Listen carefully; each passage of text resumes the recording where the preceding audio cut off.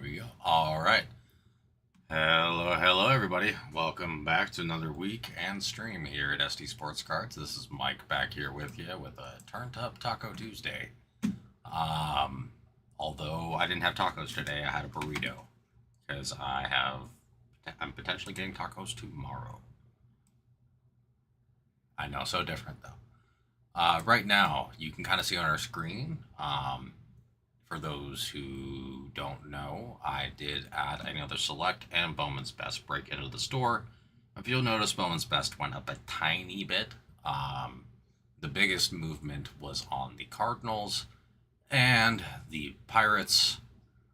There was a slight move on the Tigers as well. The Tigers were already high because of McGonigal, though. By the time the breaks were made, McGonigal was already called up and onto the roster. However, Weatherholt and Griffin, not so much. So some slight adjustments there, guys. Actually, I'd take that back. Probably the biggest overall adjustment would be the Rangers and Blue Jays. The box prices go up. It's a great product, so that's kind of what happens. Yeah, right now our focus is Prism Black. Casey, if you're out there, thank you so much for sending that scat back to us. I really appreciate that, and thank you so much for that Herbert dude. If you pop in later, I'll be sure to help you personally, but I wanted to say that. And if you'll notice, as a thanks, I know there's no one on the Steelers that you're really chasing because Boz isn't there, but I got you the Steelers and Prism Black anyway because that was a very unexpected and kind gesture. It really made my day, so I appreciate it. But yeah, you've got the Steelers. On that note, our filler is going to be typed in just a second, but it's going to be a 6-3, $10 per, 2 for 18. Top spot gets Seahawks, second spot gets Bucks, and the third spot gets the NL base and numbered base. I realized that I didn't add that description in there. The base isn't just the base cards, guys. It's base numbered, including the inserts as well. Like, it's base numbered, base inserts, and numbered inserts. I can't create it. Like, the description's too long for me to do it. So it's all base cards, whether it be inserts, base, anything else. But yeah, it's 6-3, $18 per, top 3 get in. If we don't get movement today, I have some stuff to rip on stream because I'm a degen and I can't help myself.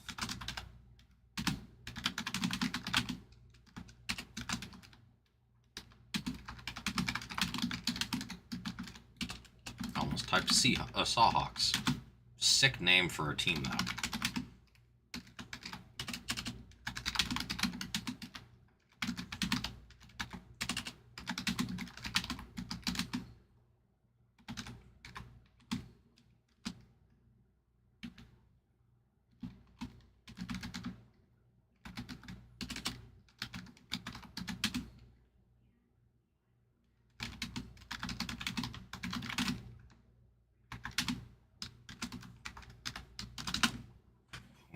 And our filler is active. In the message. And there it is. We have our 3 breaks on screen. Prism Black is literally the only one that is close. But again, we got a filler going on there. Filler is 6-3, $10 per, 2 for $18. Top spot gets Seahawks. Second spot gets Bucks. Third spot gets the NIL numbered base and inserts. I figured I'd put it in that way, guys. It's not just your base cards. You're getting all numbered cards that aren't autoed and aren't a case hit. It's really a great spot for $19. So if you want to take it in full, I also understand. I would love to get into some baseball. We got a lot of personal rips available. I've got 3 different boxes here that I'm going to end up ripping on stream at some point, unless we get some breaks off or some personal rips off. So y'all just got to let me know what direction we would like to go. Let me know who's out there. And Casey Jones, if you are out there, please let me know, good sir. I need to thank you and make you aware of something. Yeah, guys, it looks like it's going to be an NFL day. An NFL day. Who's out there with me? And again, if you can, whether it's chatting, whether it's dropping a like in the stream, it does help just get more eyes on the channel. whether that be just people who want to watch, which then concurrently adds more people, or people who end up wanting to spend. All of that just really helps me, helps the channel. And again, the chatting, not only does it help the channel, but it helps me stay sane, because talking to myself for 4 hours is insanity. So let me know, guys. It's, again, we are, I mean, I guess I could put the kill on the screen too. What's the kill on Prism Black at this point? It's really not bad. It's 330.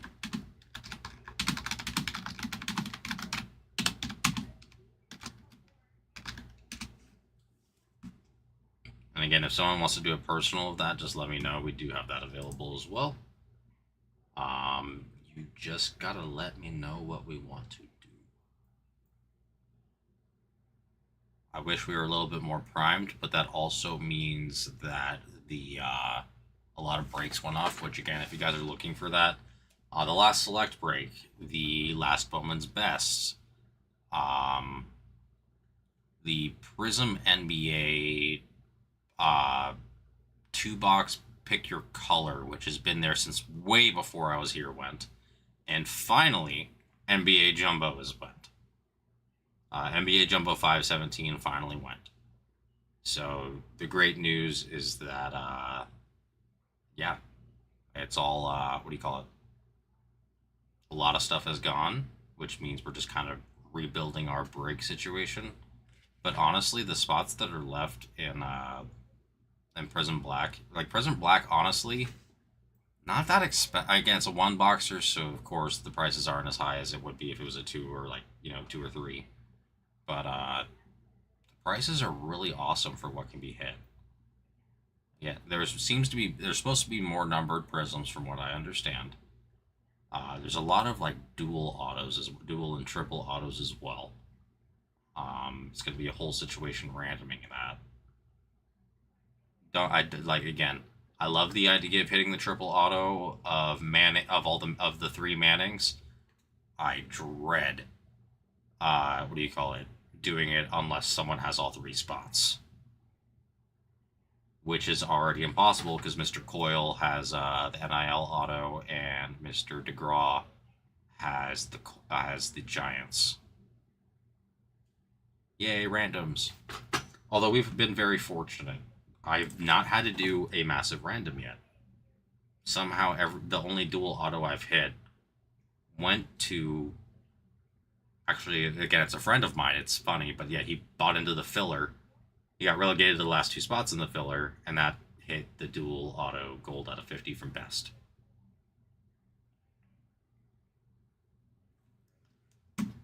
So just let me know where we would like to go, ladies and gentlemen. Again, here in a couple minutes, Mr. Yoon had to leave a little early today, so I'm going to be responsible for just making sure the shop is closed down. So yeah, that's here in about 7 minutes. Once that does happen, I will just have to step away, and then I'll be back.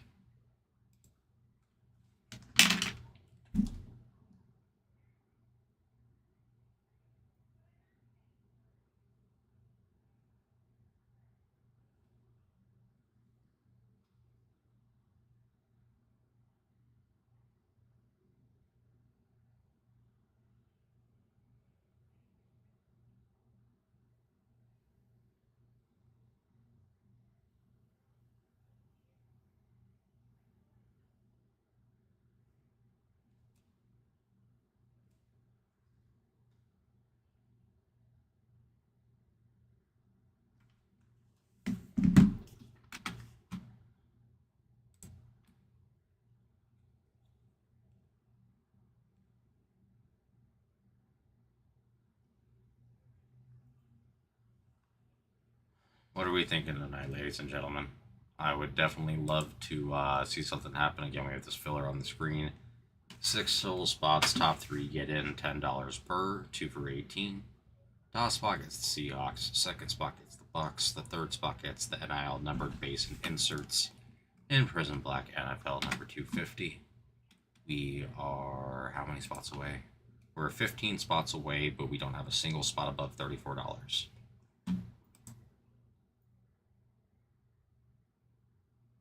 I know it's weird seeing what do you call it, the Cleveland Browns at 34. Again, they actually do have a lot of they have a solid checklist here, mainly supported by Johnny Manziel because he's not a Nagy in there; he's a Brown. Still weird to me how much his cards sell for with the Browns, considering what happened. Yeah, I lived in Dallas at the time where he was in Dallas, so that was always interesting. But yeah, Mr. Casey Jones, if you are out there, please let me know. I want to personally thank you and let you know about uh, me helping, me wanting to reciprocate. Again, if there is nothing else going on tonight, guys, I have some stuff to rip on camera because I can't stand being here by myself, talking to myself for 4 hours. It is a lot to deal with.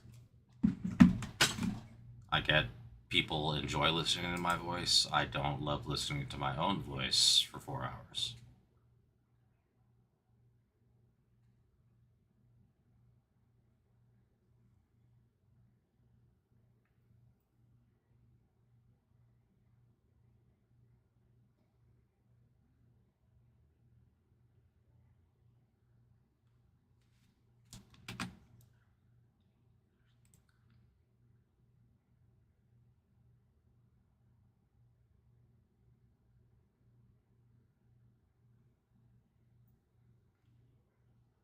It's gonna be one of those nights because our store was empty for 3 days.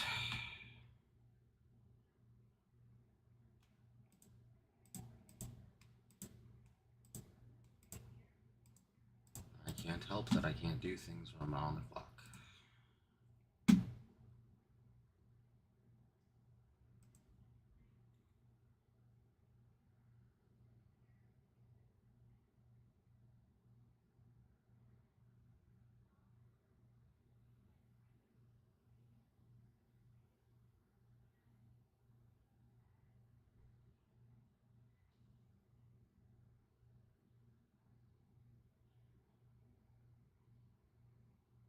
But yeah, for anybody who's just joining, again, we have a filler 6-3, $10 per, 2 for 18. Top spot gets Seahawks. Second spot gets Bucks. Third spot gets the numbered base inserts and inserts in Prison Black number 250.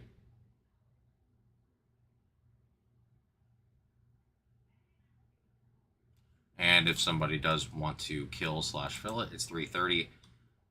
If you do want to do that, I suggest not typing kill though, only because if you type kill, it often gets auto blocked by YouTube. All right. On that note, guys, we did have one person in here who's about to check out. I'm gonna go check them out, close down the shop, and I'll be right back.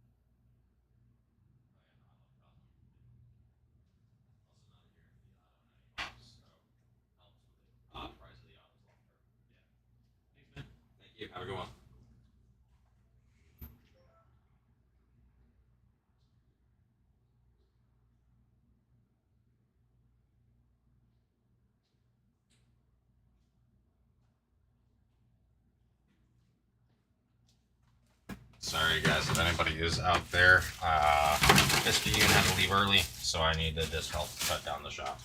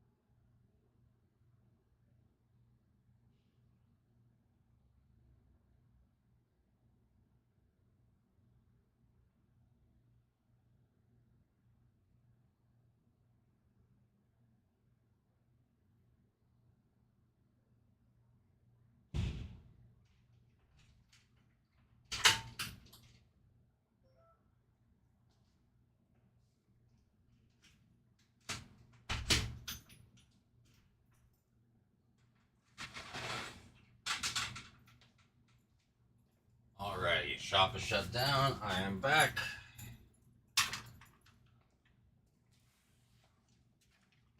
What are we gonna do tonight, ladies and gentlemen? What are we gonna do? Again, we have a filler 6-3. I'm not gonna filler anything but Prison Black tonight because it's our only break that's close. So let me know, ladies and gentlemen. The shop is also officially closed. Will be open tomorrow at 11 a.m. Keep an eye on the store. If we don't get sub movement here in a little bit, I might just open. I'm probably gonna open one of my boxes. We did that one of the other nights, and I mean, it went well for me. I got a Shohei Ohtani blue chrome, so cannot complain about that.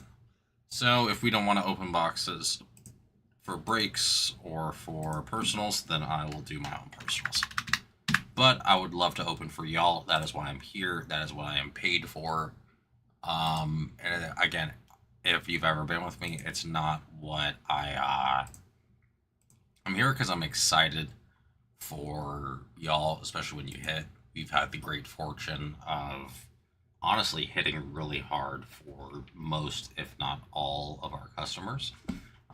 Again, I'm a fan of watching breaks in general, and I have seen many cases opened that are worse than our 2 to 6 boxers. So, between a quarter case up to a half case or so. I mean, our first half case of Heritage, which I'm pretty sure we're already on a new case because it just sells in the store like hotcakes, was crazy. 3 image variations, 3 autos, including a, what do you call it? The hand numbered out of 77. A black chrome out of 71, and an orange chrome out of 25. That's basically consolidating an entire case's worth of good hits into one half case. And the good news, again, guys, that is not the same. Again, we've had to pull from the same case. So this is a brand new case that we have. I am not putting it on the table, though, until it is ready, closer to going, because it takes up so much space. If you are out there, again, we do have a filler going, 6-3, $10 per, 2 for 18. The top spot gets the Seahawks, second spot gets Bucks. Third spot gets the NIL numbered base and inserts in Prison Black number 250.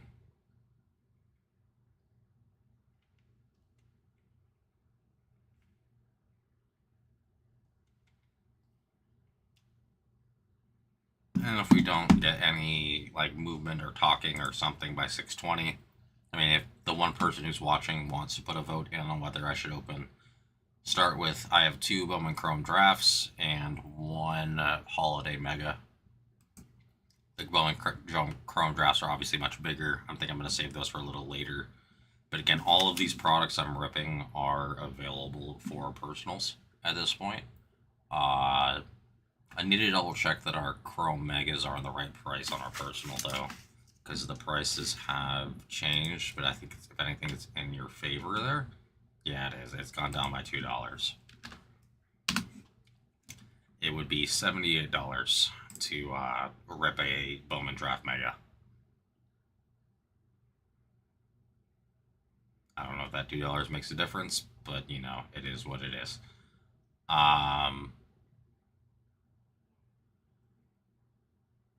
Yeah, guys, this draft class is crazy performative. It sells really well. For those who are chasing guys like Griffin, Griffin does sign in these megas, so that's worth keeping in mind. The most recent comp I saw, it literally ended today. It was $890 for a gold out of 50. Now, mind you, gold out of 50 sells probably the best, minus black out of 10 or lower, especially with black being a color match for the Pirates. I mean, gold's a color match for the Pirates as well. But if you know baseball at all, it's interesting. Gold tends to sell better than orange in almost every scenario, not always. But it's just when it comes to chrome, people tend to prefer gold. It's kind of why I liked Panini's idea of taking gold to 10. I think black to 50 and gold to 10 would actually make a lot of sense. I'm pretty sure black used to be out of 50 anyway. Yeah.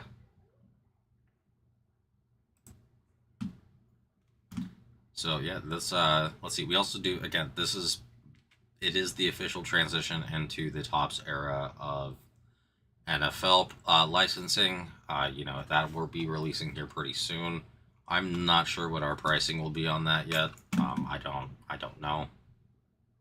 I do know that we will have more of it as we have a better relationship with Topps than Panini, which definitely benefits us and y'all. But I do again. I have no idea. I don't know whether we'll be able to do whether we're doing one boxers, half casers, full cases if it's cheap enough. I just don't know.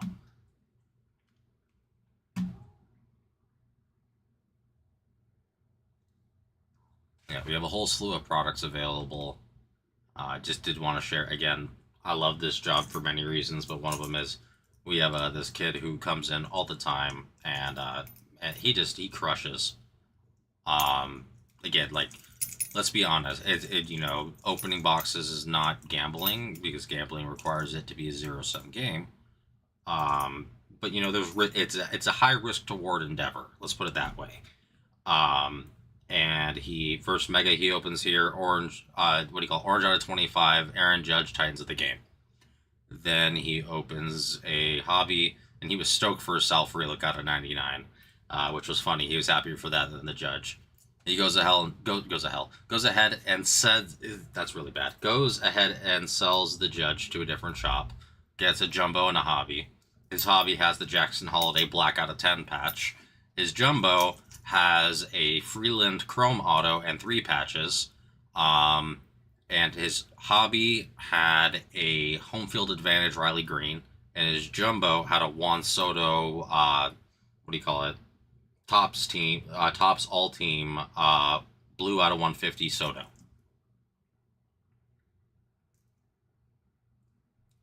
So this kid, and then he trades that in, and then he gets a Stadium Club, and not only does he get one auto, he gets two. And the second bonus auto was a Canerco out of 99.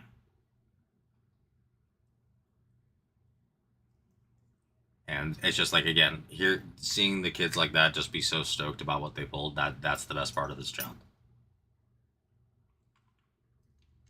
Also, again, like it's that, and then again, just sharing the hobby with other people, and then like again, very close to the second is just seeing cards that I couldn't envision having seen it, and if I wasn't working here. But again, guys, we have a filler 6-3, $10 per, 2 for 18. Top spot gets Seahawks, second spot gets Bucks, third spot gets NIL numbered, and base inserts in Prism Black NFL.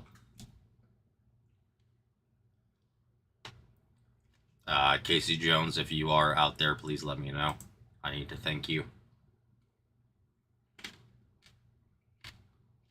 Just let me know, guys. Bowman's Best is back in the store. Select Hobbies back in the store. But Prism Black is our focus for tonight.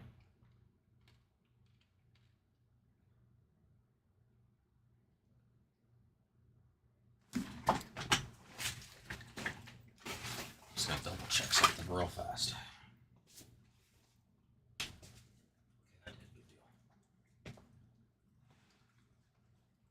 Who is out there? Let me know. Drop a like. Chat to me. Don't make me talk to myself for 75 hours. More like 4, but still.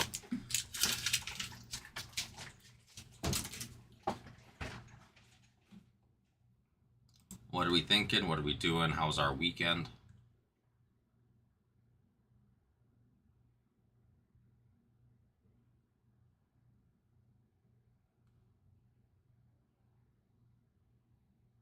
Yeah, I would say this is a pretty great filler. At some point, I might just filler all the $14 teams, honestly. I don't know. A fill that kills a little tough. Actually, it's really not. It's really not. It'd be like $25 per. I could do like 2 for 46 probably. That's probably where I'd have to cut it off, but still.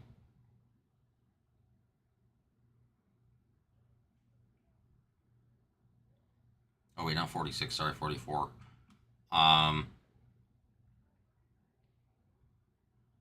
But let me know. Again, it's a $10 start filler, and there isn't a team that is, or spot that is above, or sorry, yeah. Every single, a twofer is cheaper than any individual spot. That's what I was trying to say. Sorry. For some reason, I've been very hungry today and very just tired. No matter what I do, I've been just a lot of caffeine. It's not that I haven't eaten. I'm just tired. So wake me up. I'm about to be singing freaking Evanescence in here. Wake me up inside and stuff. But yeah, if we don't get some movement, some talking, some something, I'm probably just going to rip my holiday mega. And then I'll eventually start ripping my draft megas, because why not? But we'll just have to wait and see what happens.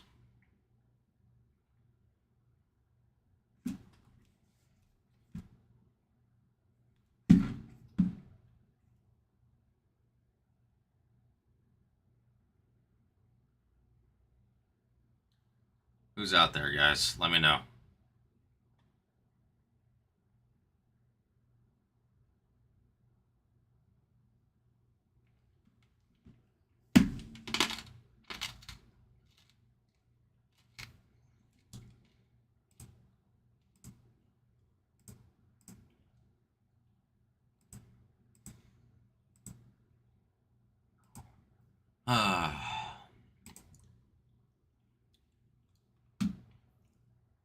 Come on, guys. Don't leave me hanging. I know it's a little bit early. It usually doesn't pick up till 7:30.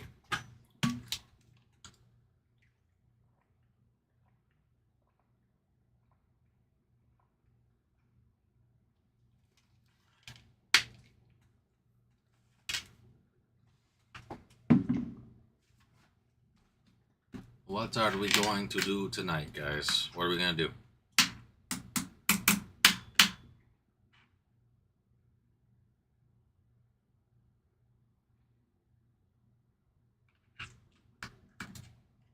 Yeah, I want to see Prism Black, guys. And again, Mr. Casey Jones, if you are out there, let me know, please. I need to thank you, and I already thanked you in a video recording way, but I'd like to thank you personally if you are out there. You went above and beyond, sir.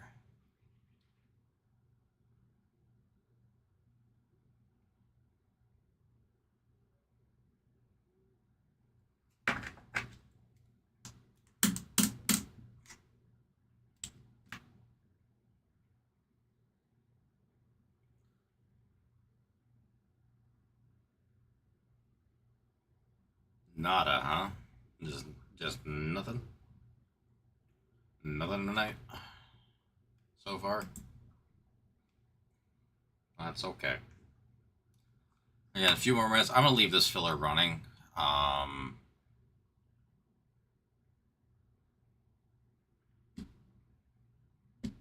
Yeah, it doesn't really get better than that in terms of price point. Because even if I just did the Seahawks and Bucks, it'd be $11 per. The NIL base helps bring it down to the point where I can actually make it cheap. That's alright. At least I have things that I can rip on camera, and if nothing else happens, I'll just do other work on stream.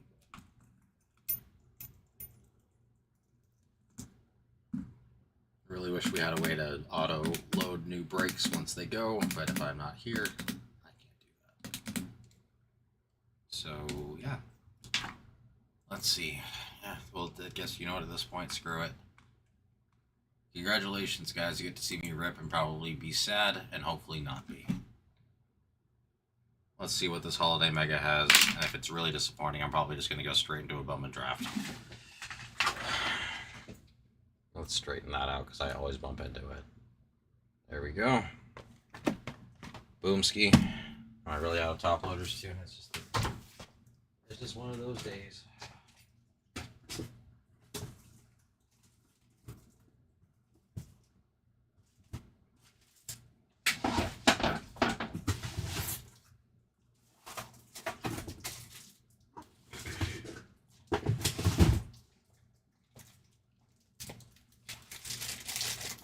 Alright, Again, we do have these available. Holiday Megas would be 50 for a rip. Bowman Draft would be 78. These are mine. I did a little trade-in today because I wanted to rip on stream. I had a premonition. I would hope to be proven wrong, but with a somewhat empty... Love that. Somewhat empty store over the last few days. I was not expecting it to be super busy today. I was hoping to be proven wrong. I still hope to be proven wrong. But if anything, cards in the air never hurt anything.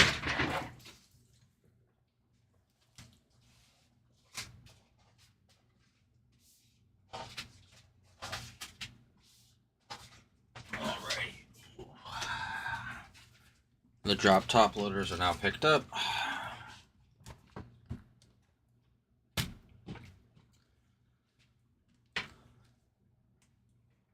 Really hoping we can get some breaks off tonight, guys. It's been a...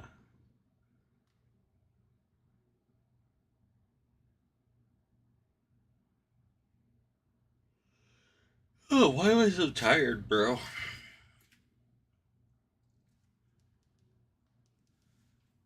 That's it.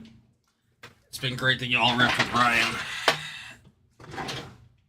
I've been doing a lot of them recently, but I'd love to continue to do so. We've been hot in this channel regardless of who's been ripping.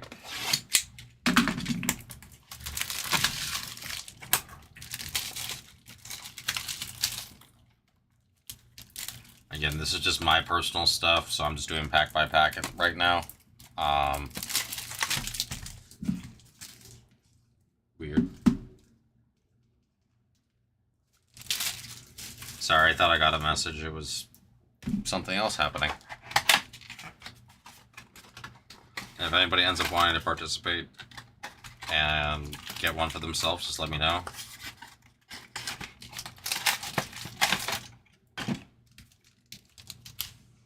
Okay, I'm fairly certain Babe Ruth was the one that I got when I hit the Ohtani, so we'll see if that continues to be the case. Or if that means that it's going to be good. Like, if you guys want to know, again, these are all from me ripping. Yeah, that definitely was the case. It was Babe Ruth because it was the third one I ripped on stream. All right, if it's another Ohtani, I'm going to lose my mind.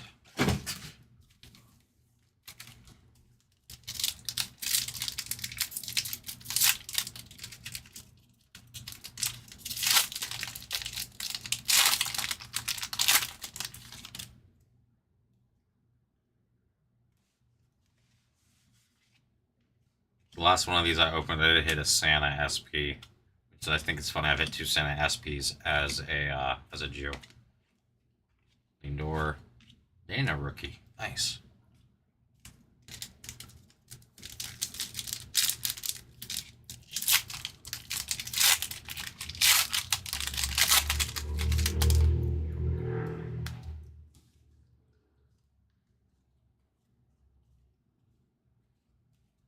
Oh, look at that. Numbered patch. Okay, that's the first one of those I've seen.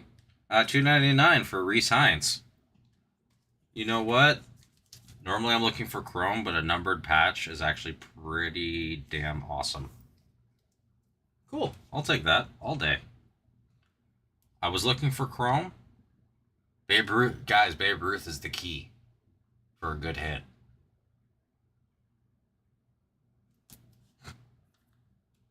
It's Babe Ruth. Babe Ruth's the key.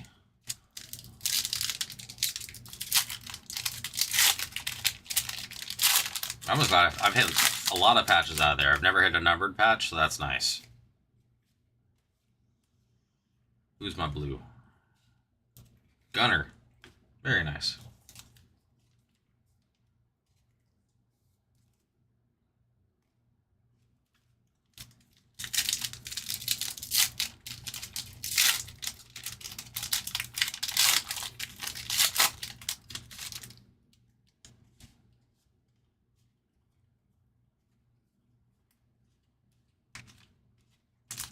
My song Kim, not bad at all.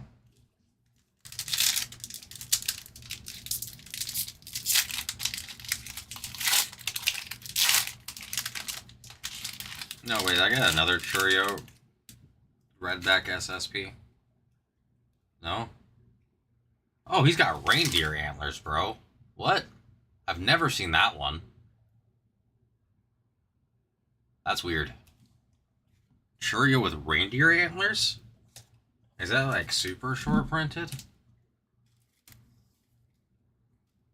I've opened a lot of these guys. I've never seen reindeer antlers, so I'm just going to go ahead and top load that right away, because I wonder if that's like SSP or something. That's different. Sorry. And again, these are weird. When you open them, you just can't help but see what's going on.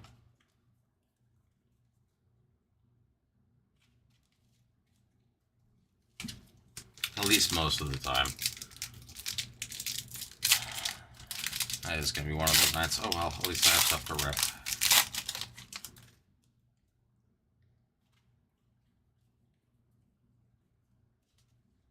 Schwellenbach. And these just provide a lot of rookies, which is nice. Oh, give me that, baby.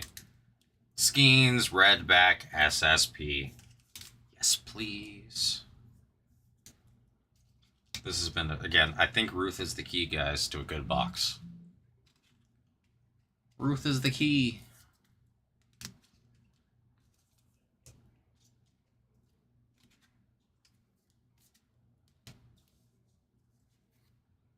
I have to get thicker top loaders here, but that's fine, I can wait.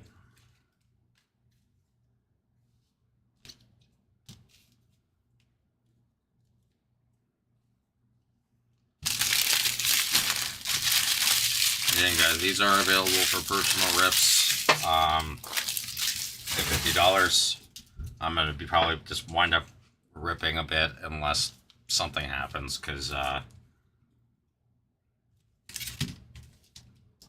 again, I'd love to be proven wrong, but I just have this gut feeling we're not getting a whole lot happening tonight.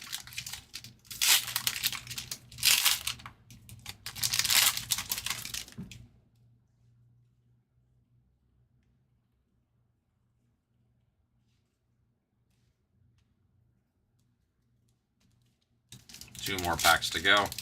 Man, I doubt there's anything else really big in here. Huh. Ellie with the Christmas lights. I like that one.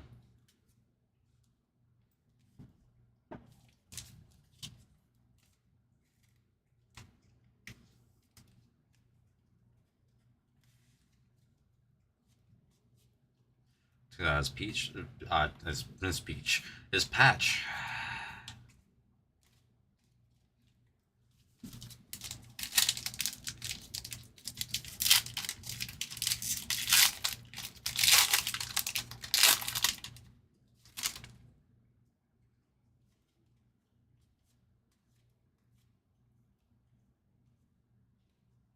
And Trey Turner.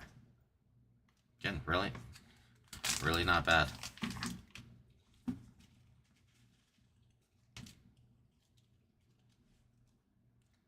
It really is going to be one of those nights, huh? That's fine. That's fine. I'll just rip and have fun.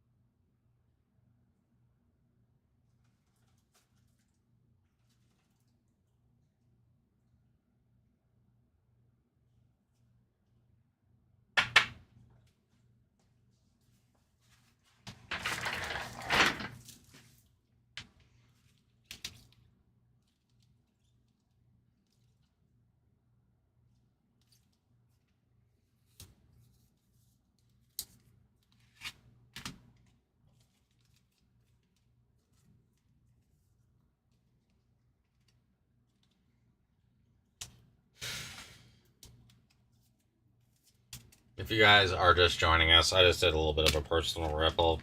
show off the minor hits again. I have 2 Bowman Drive Megas I'm going to do as well. But it's been a little slower, so I started off with this to put some cards in the air. Big hit, Reese Hines, patch out of 299. I've ripped a lot of these first numbered patch I've had. Gunnar Henderson Blue. As a Skeens, Redback SSP. Those do very well. Churio with antlers. And a Dana Blue SP. Or light blue SP. Really not bad, all things considered. But again, we have a filler going on right now. The filler is 6-3, $10 per, 2 for 18. Top spot gets Seahawks. Second spot gets Bucks. Third spot gets the numbered base and inserts in Prison Black NFL 250. So just let me know what we're thinking, guys. If nothing else happens, I'm about to just go right back into the ripping because, yeah, I don't know. Not as talkative of a mood today as normal. A little tired. So, if someone wants to chat, awesome. If not, it's fine too.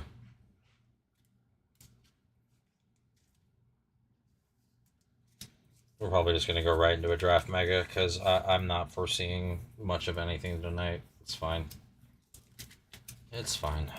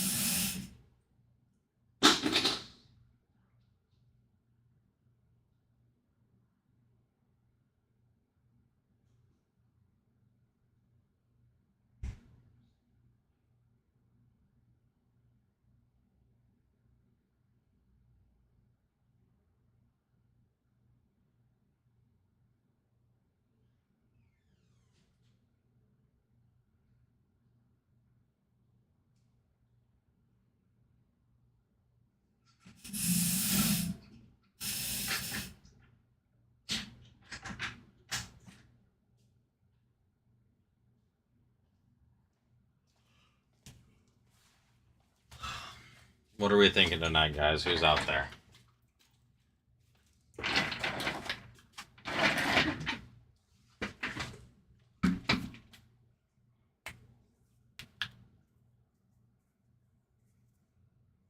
I may literally have to run across the street. I think it's because it's so hot out. I think I'm dehydrated as part of what's going on.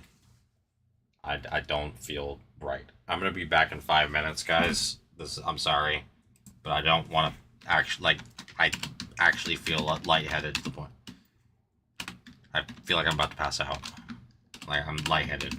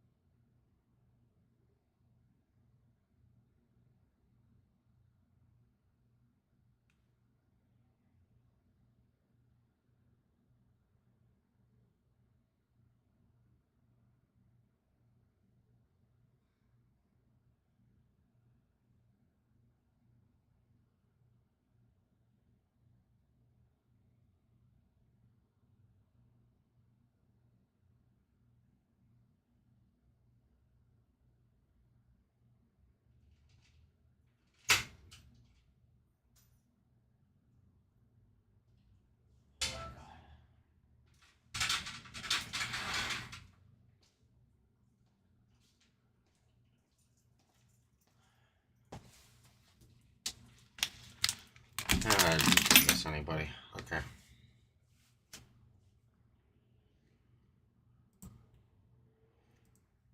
Sorry if anybody is out there.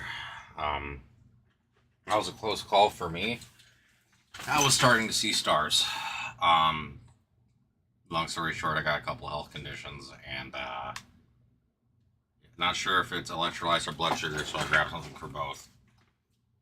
Don't have diabetes or anything, but when it's hot out, I burn through a lot of calories and liquids, and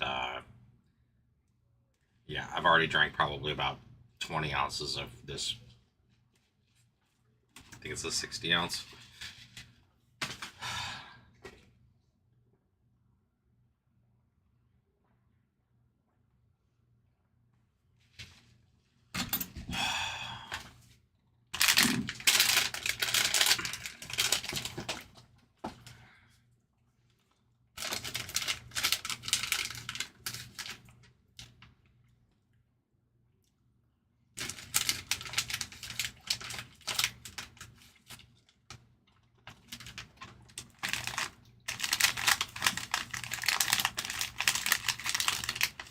Both. Jeez.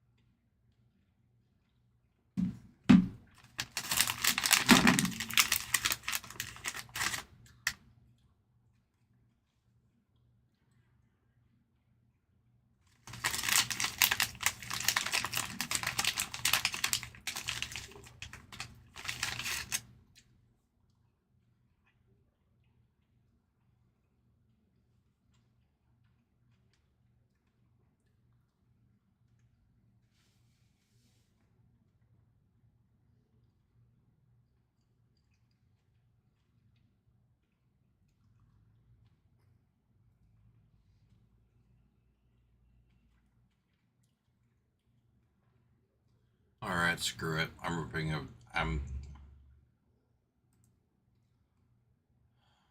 a Bowman Draft Mega. Why not? It's gonna be one of those nights.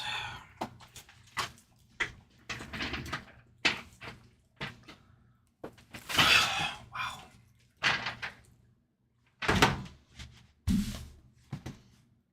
First one of these I ripped for me personally, so it went really well last time. Hopefully it goes well.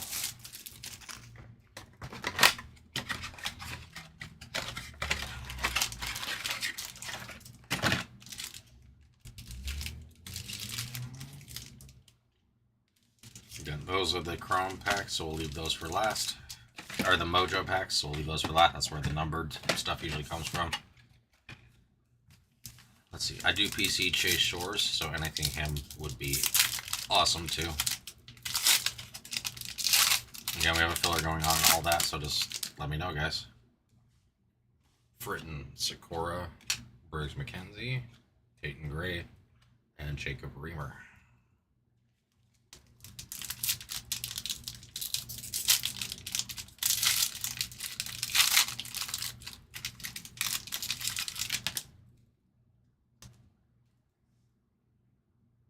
Kuroda Grauer, Russell, Landon Harmon, I like him, Made, and Patrick Forbes on the laser.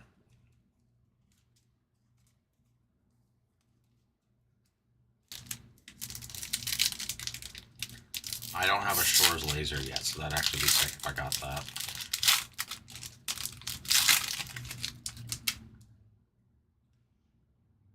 Tibbs the third, he's fantastic. Voigt, Tommy Troy, Lampkin, and Yandiel Ricardo.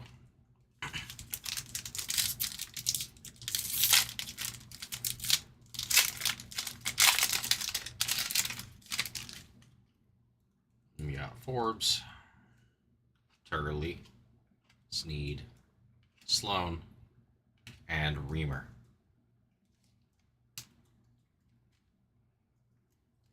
That's the wrong sleeve.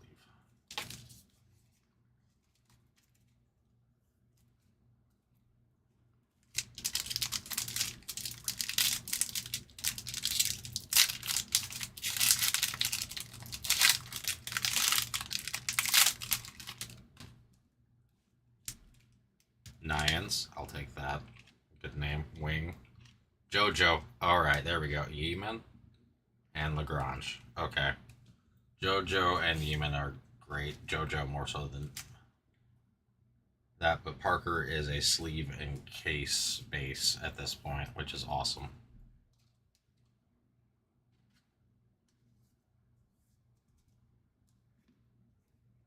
Not the craziest interior.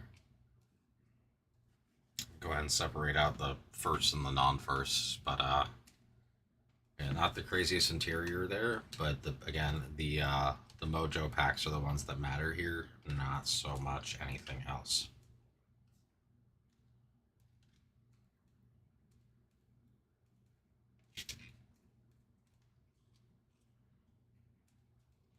Also, you never know when a first chrome base is going to turn into something big, so I like the Nyans. I mean, I got great names, honestly. Sakura, Tibbs, Fritten. Fritten's not that crazy. I don't know why I said Fritten.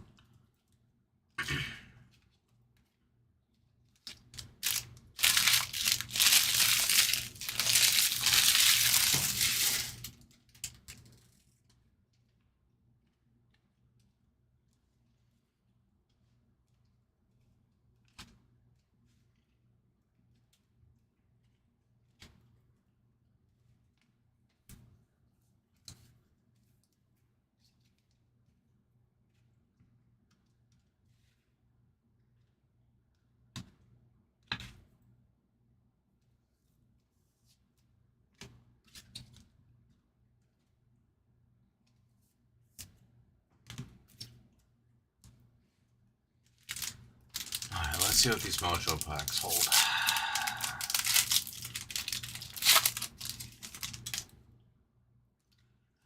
Okay, there we go. Willett's Mojo. Oh, and then Wood right there. This is a this is a good start for me. First overall pick, Mojo.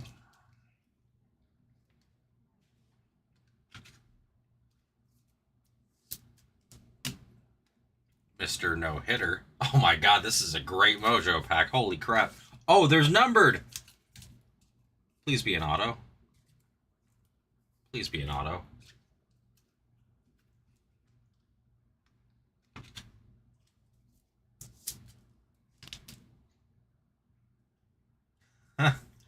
Nice. I'll take that. Dvalin on the Mojo. I've always picked the wrong sleeve up whenever I do that.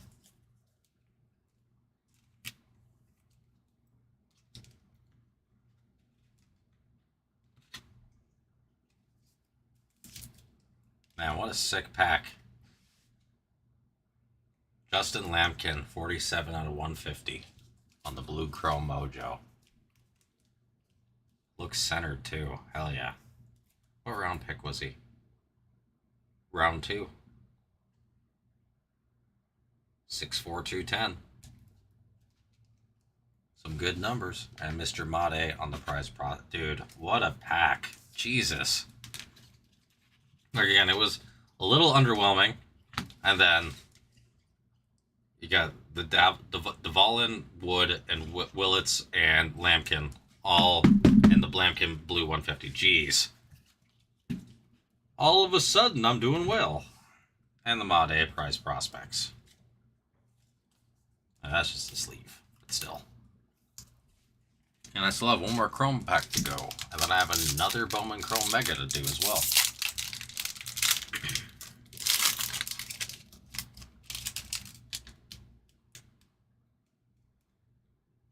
We got Becker, Tanner Franklin, Griffin Hughes, Landon Hodge, and I will absolutely take a JJ Weatherholt in action. What a fantastic Mega. Jeez, these things are loaded, guys.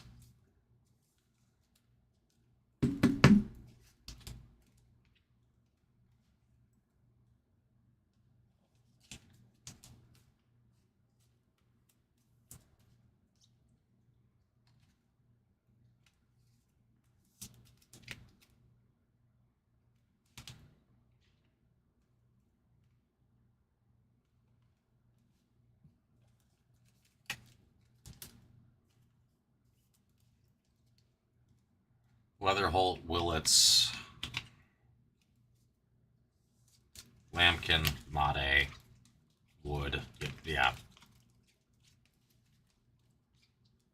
Jojo Parker. Yeah, that's freaking fantastic. Jeez. Only thing it would have been better is if it was an auto.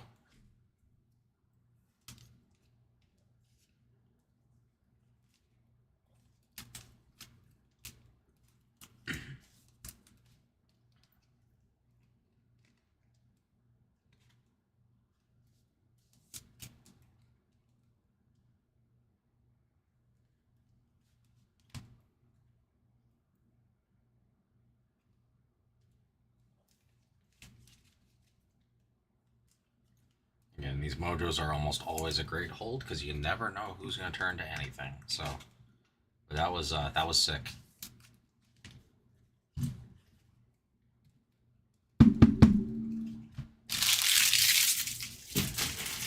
I think I might just go directly into the next one because we literally have not had a viewer, and I mean I'm actively ripping. Whatever. Yep. If y'all don't want to rip and go on the mojo, then I will. Whoa, that went like all the way through. Jeez.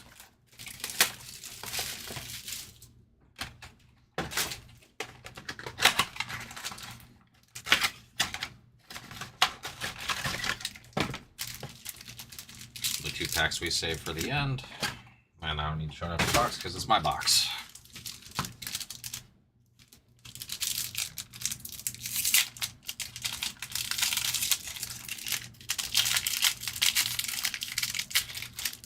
These packs suck to open backwards like that. Dickerson, Jake Cook, Luis Pena, Gurovich, and George Lombard.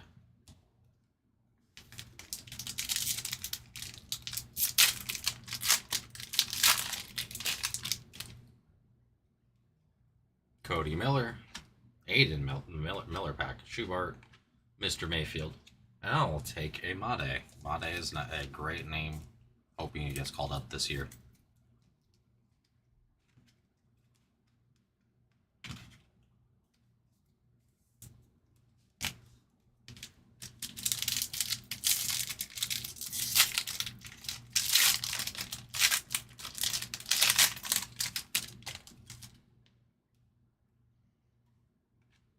Jordan, Mr. Weidman, Gustavo Melendez, Malcolm Moore,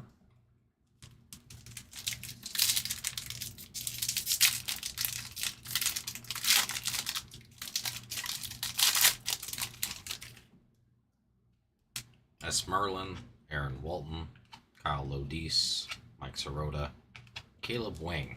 What round was he? Round 4. Yeah, I thought he was a later round draft pick. That's all right. You don't need these guys to be great. That's not the idea. The idea is for the Mojo packs to be great. So hopefully the Mojo packs continue to produce.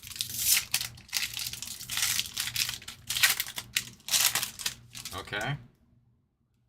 Yeah, I'll just show that in the mother of miscuts, I think. No, never mind. I'll base a McGonagall. I'll always sleeve a base McGonagall at this point. Mr. Man is doing well in the league.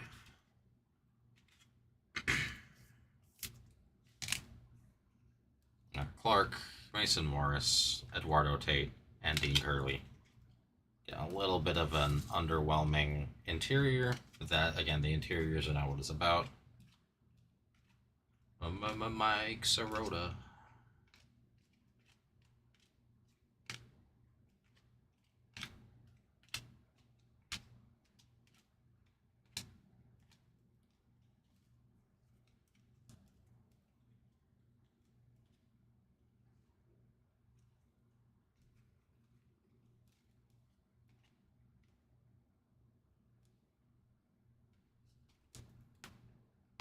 Ow.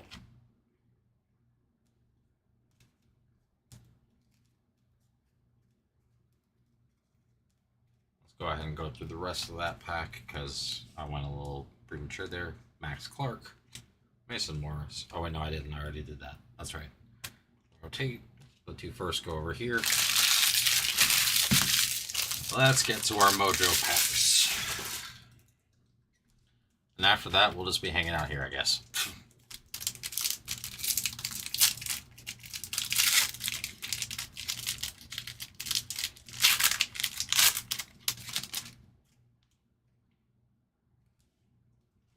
Anthony Ianson, Ben Jacobs, Aiden West, George Lombard Jr., and Liam Doyle.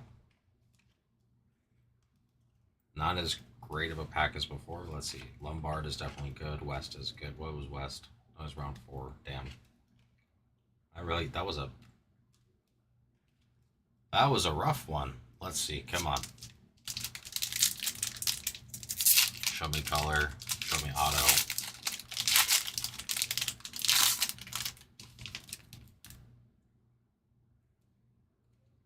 No color. Oh, don't tell me it's going to do that to me. Killen's a good name. Fisher's a good name. Southacene, Cook, and Millar. Damn. Should have stuck to 1.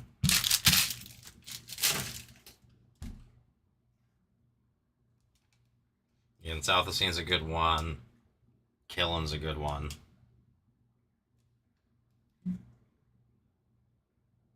Yeah.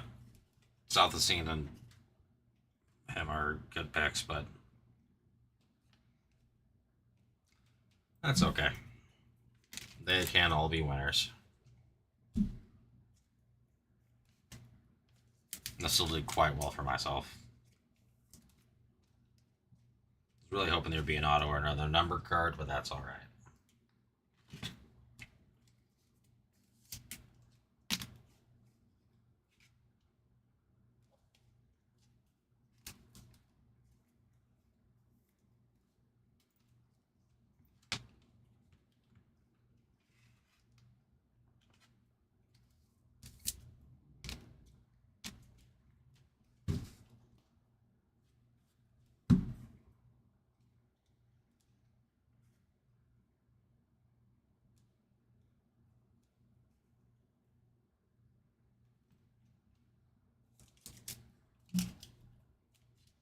Yeah, that first box was way better than the second, but that's okay.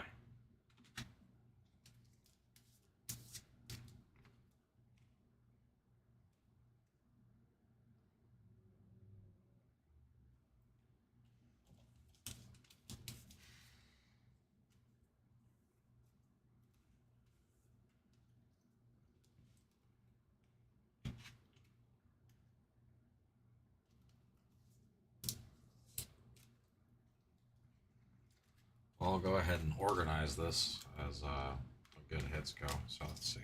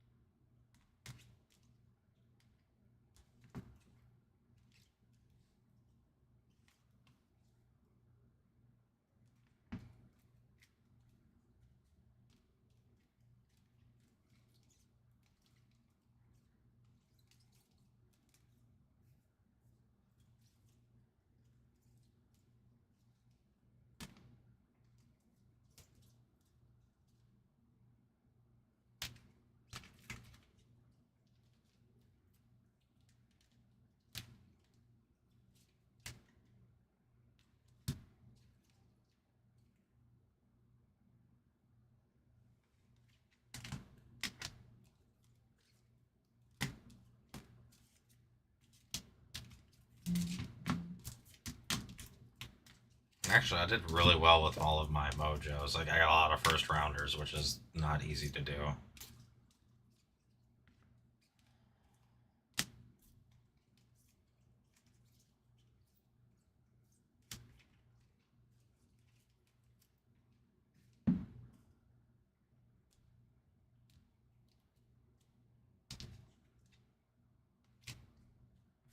Yeah, actually, with the blue, again, I really did quite well, all things considered.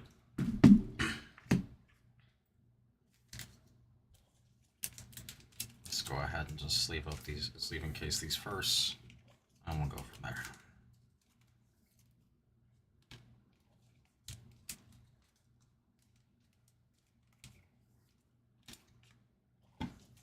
again, Lombard's good too. So yeah, I really didn't do bad at all. And Liam Doyle's a good price prospect. The first box was so good that it just made the second box not feel as good. That's probably what it was.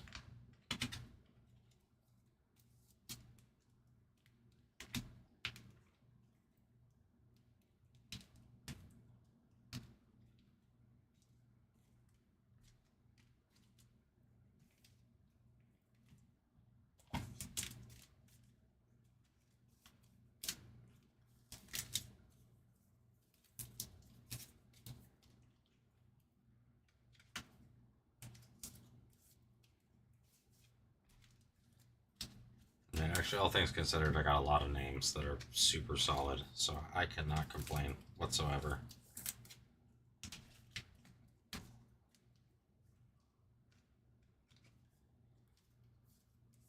We'll go ahead and recap why I hit, because why not? There's nothing else going on.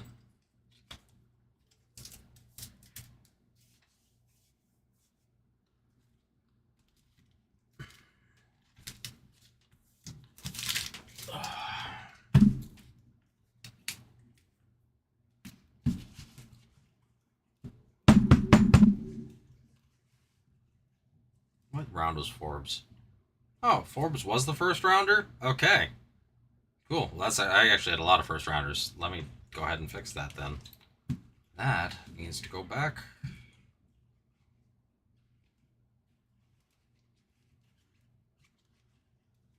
Over here.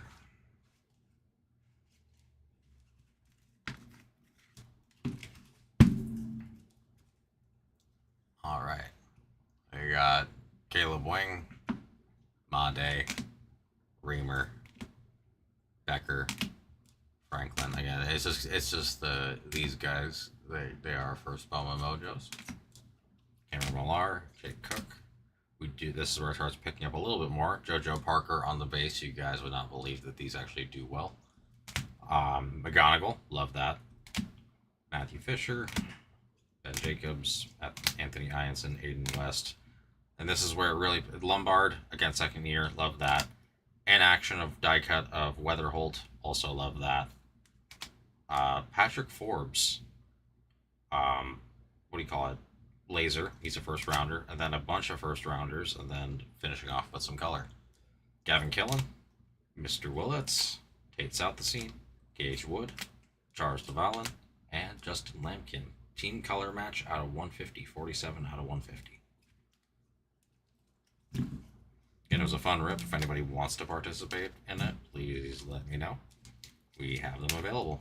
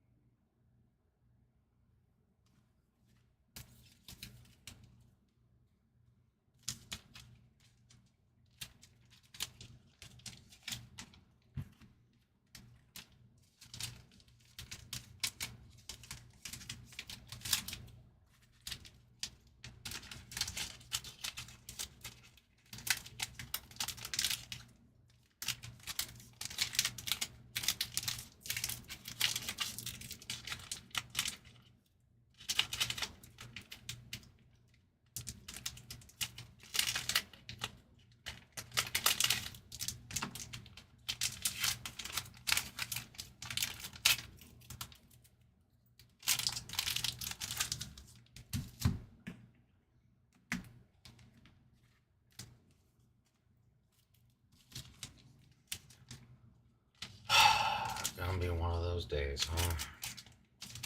It's fine. It's fine.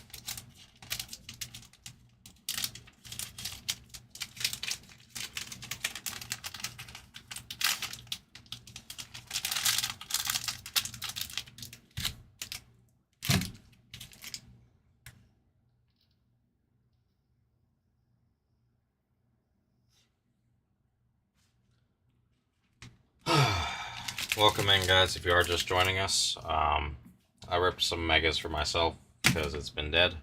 Got a filler going on, 6-3, $10 per, 2 for 18. Top spot gets the Seahawks, second spot gets the Bucks, third spot gets the NIL numbered base and inserts in Prison Black NFL number 250. And we'll be here until 9:30 unless we rip cards, in which case I'm happy to say later I will not be here tomorrow. So whenever I'm not in the next day, it's always easy for me to merit saying later.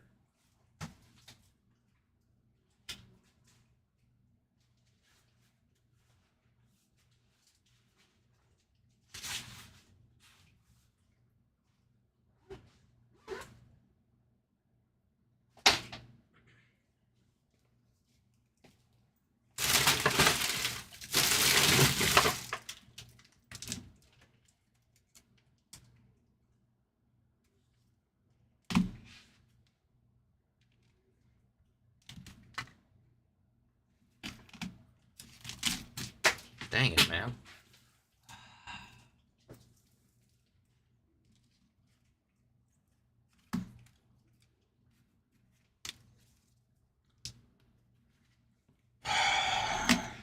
Just one of those days, I guess. One of those days.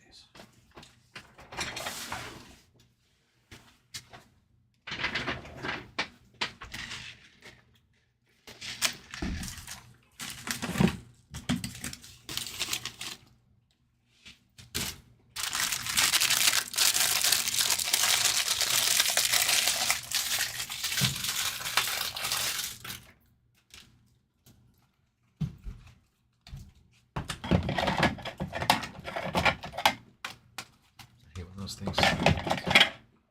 Thank you.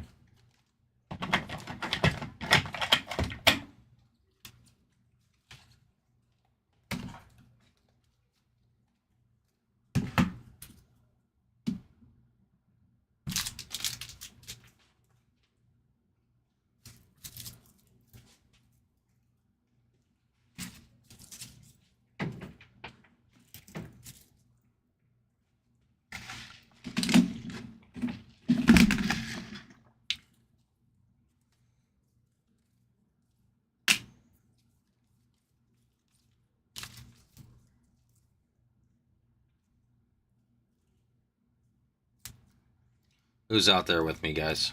Let me know. Yeah, I'm gonna have to run to the back here in a second just to put some cards away because I've got some stuff I need to still price out. From earlier, we did a lot of buying today. Again, we are the closest on Prism Black NFL. I've been keeping an eye on the store this entire time, and there really hasn't been any movement. So, yeah, just let me know, guys. Let me know.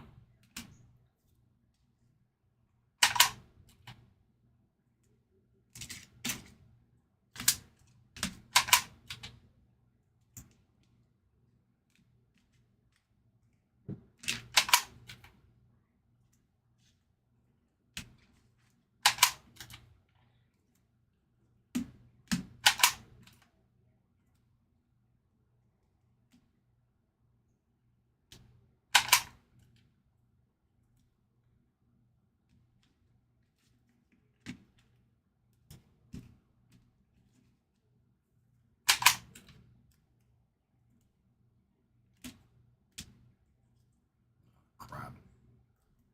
Wrong one.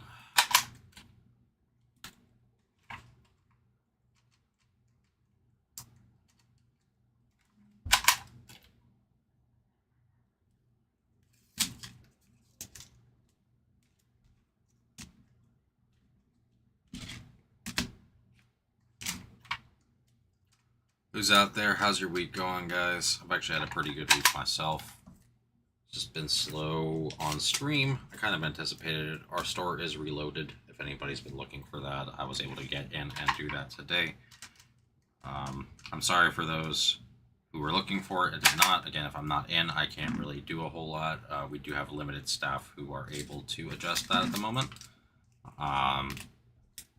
So that's just kind of the situation. But we are hoping here very soon that we can have it done a little bit more consistently. We're working on that. On that note, again, if anybody wants to do it personal, let me know. I'm leaving this filler. Again, if I don't have people who drop or people who chat or something, there's no point in me changing the filler 7 times. It just frustrates me. It frustrates other people.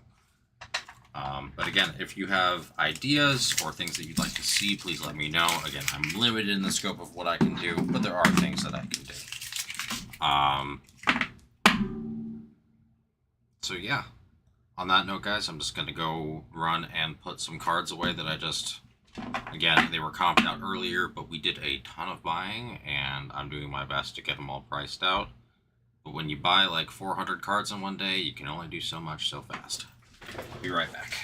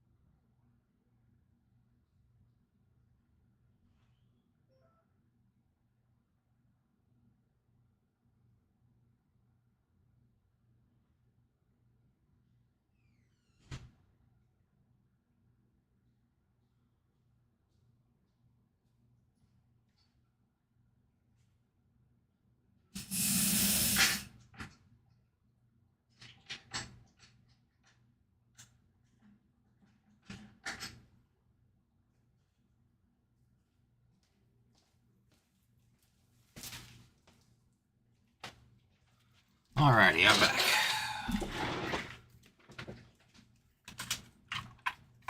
Sorry, I left the lock back there because I'm a genius, and also I realized I didn't price something that I needed to price. Boom.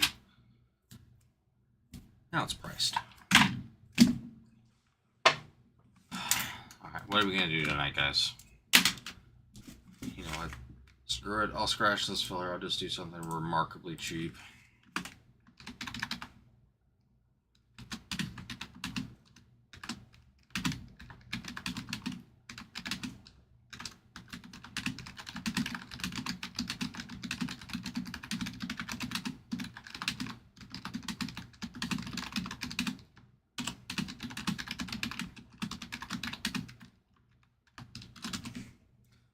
$4, $7 per, 2 for 12. Top spot gets Titans, second spot gets Bengals. Because why not? It's about as cheap as I can go. I just want to see something move.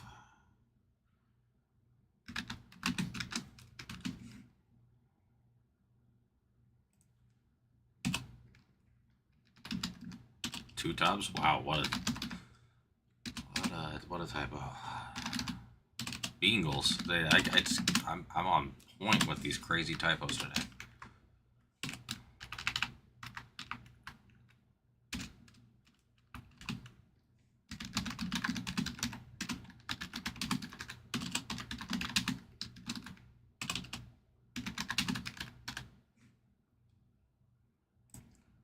Alright, new filler created. Trying some ideas out. It's probably the longest I've gone without changing the filler, but that's only because, again, we peaked out around 6:15, and then it has plummeted from there. So let me know, guys. Let me know.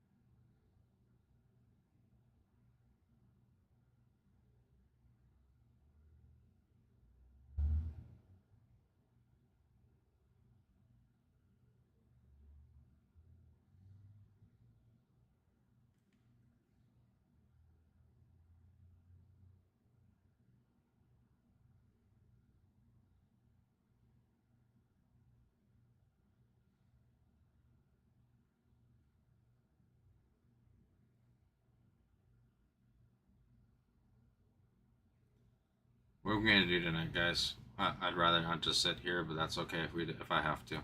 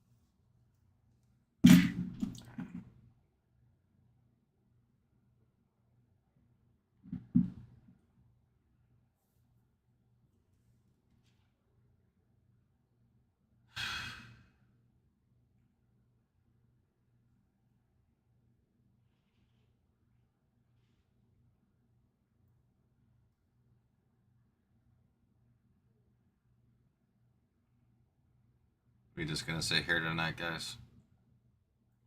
I guess it's okay if we do, but would really love to get something off again. I'm running a tiny filler here. I just want to see something happen on Prism Black. 4 total spots. Top 2 get in. $7 per. 2 for 12. Top spot gets the Titans. Second spot gets the Bengals. And Prism Black 250.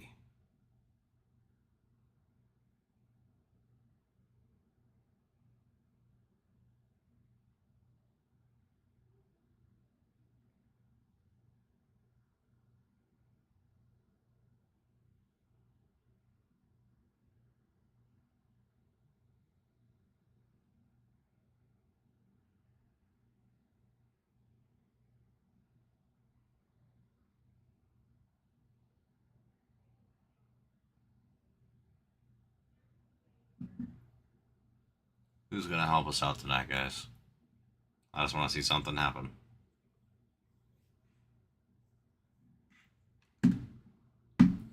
Okay, if that filler's not going to go, I'm doing one last one. We're just going to do big teams, and I don't care. It's just going to sit and it's going to wait because I'm tired of doing this. So here we go.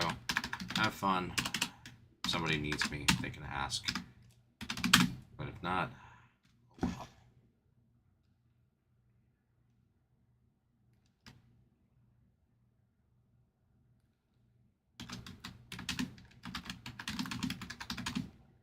Hey, dude.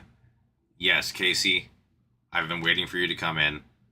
Dude, yes, we got the card back. I got what you sent me too, dude. Thank you so much. That was so kind of you. I was blown away. So what's funny is I left a couple cards here that I actually bought last time I was in. And so I saw that and I said for Mike, and I'm like, oh, thanks for wrapping up my card for me, Ryan. And I look at it and I'm like, oh wait, this is the same thing as the scat. I'm like, Casey sent me this. I'm like, dude, I was like, just thank you. It made my day, genuinely. And if you notice, I did a little thank you back, dude. Dude, no, like you don't understand. Herbert's my PC for football. That's my PC. So like that meant a lot. There isn't really any football in the store again that I had in the store when I got it. So if you'll notice, your name is on the Pittsburgh Steelers, my man. I took care of that for you. That's on me for Prism Black.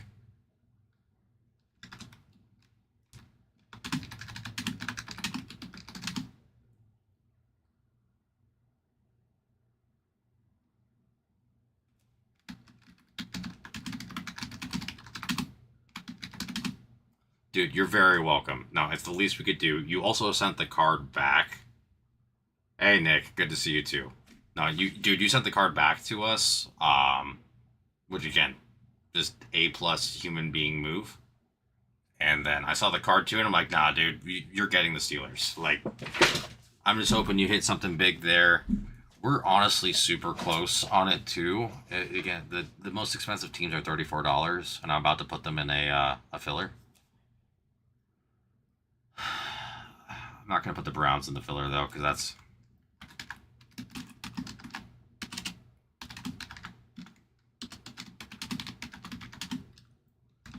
Oof.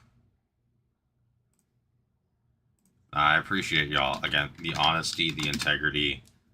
Y'all always being the ones here. Dude, I appreciate it.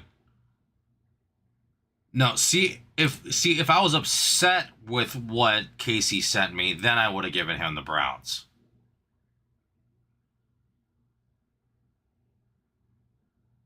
If Casey had like sent like, I don't know, a Leaf scat auto back, then he'd get the Browns as punishment.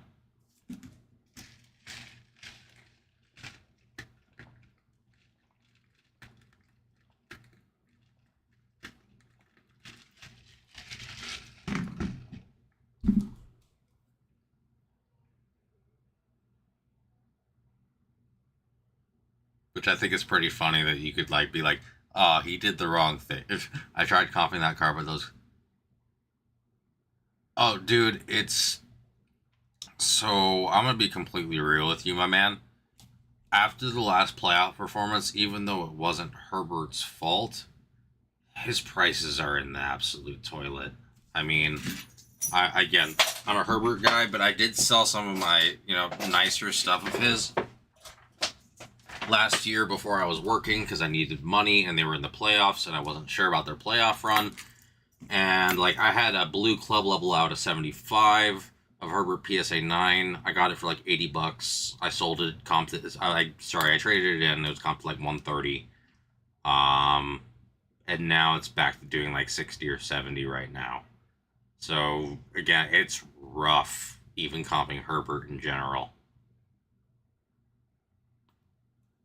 But the problem is that the Clearly stuff is in a few years as well. Oh, dude, that's that's the thing that meant the most to me is that like literally that was my PC. I love the acetate see-through cards. The fact it's numbered out of 25 is badass. And Herbert is my biggest like actual number of like football cards that I have. I moved a bit more over to baseball only because one, it's a little bit easier for me to watch the sport consistently, but that's just because again, 3 days a week max versus every day for 7 months a year. But no, yeah, I really appreciate it, man. I really do. That was incredible. That was incredible of you.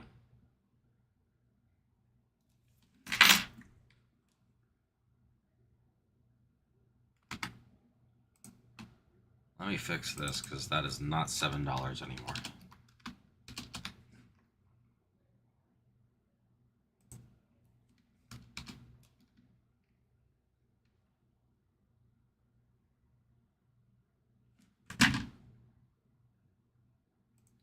Dude, I 100% agree.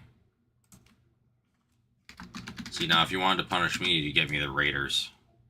The only person I like from the Raiders is Tim Brown. Whoa, what the...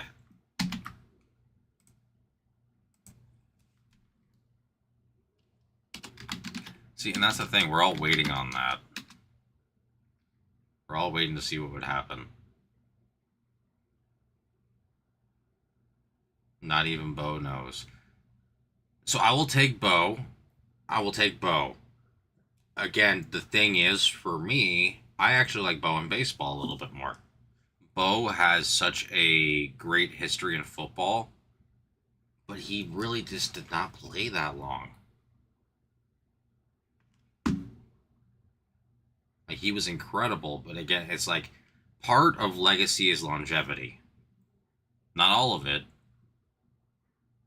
And so, like, again, if I hit it, that's cool.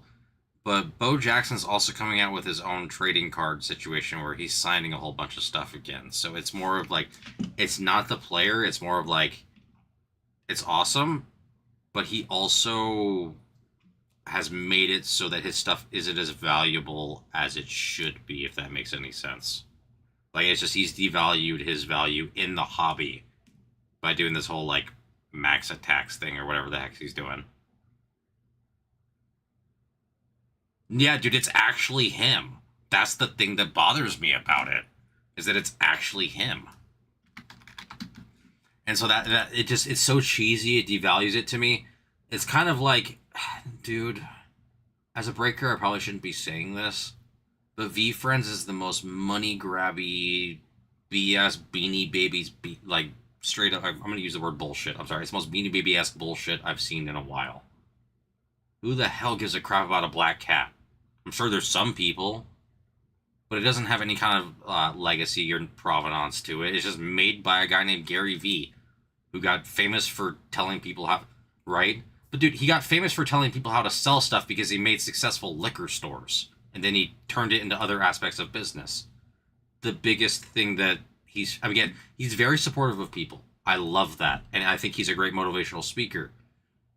But the biggest thing that he forgets to mention is that once you have a lot of money, it's a lot easier to put your thoughts into action.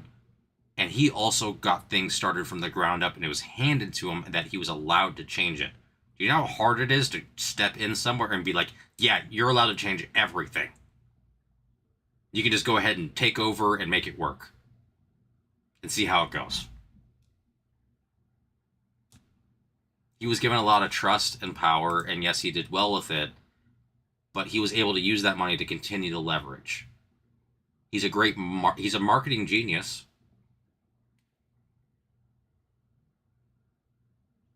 Because it deserves it, man. It's like the Labubu cards.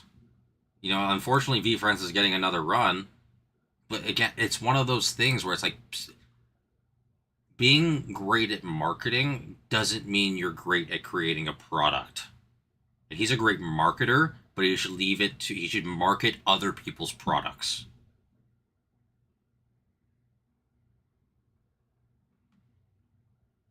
He made his money by selling things, not by creating things.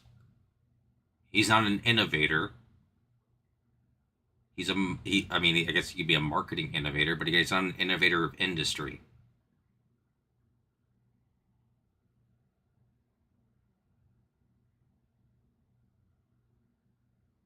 It's one of those. Honestly, like again, I've talked about the whole Tops thing. You know, things being consolidated. Bowman Chrome basketball's about to be first Bowman college players who aren't associated with any team.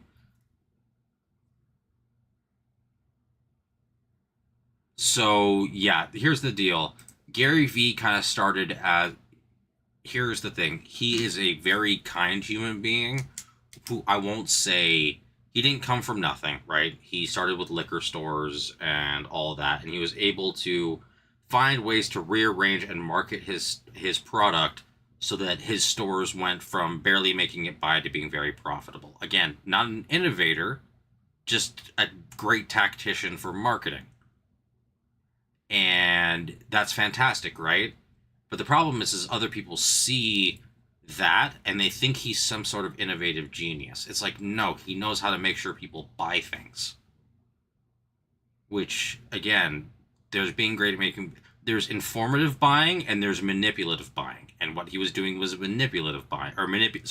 Informative sales and manipulative sales. What he's done is manipulative sales. He would change prices on certain things, make sure things were displayed in a certain way, versus understanding the product that he has and selling it that way.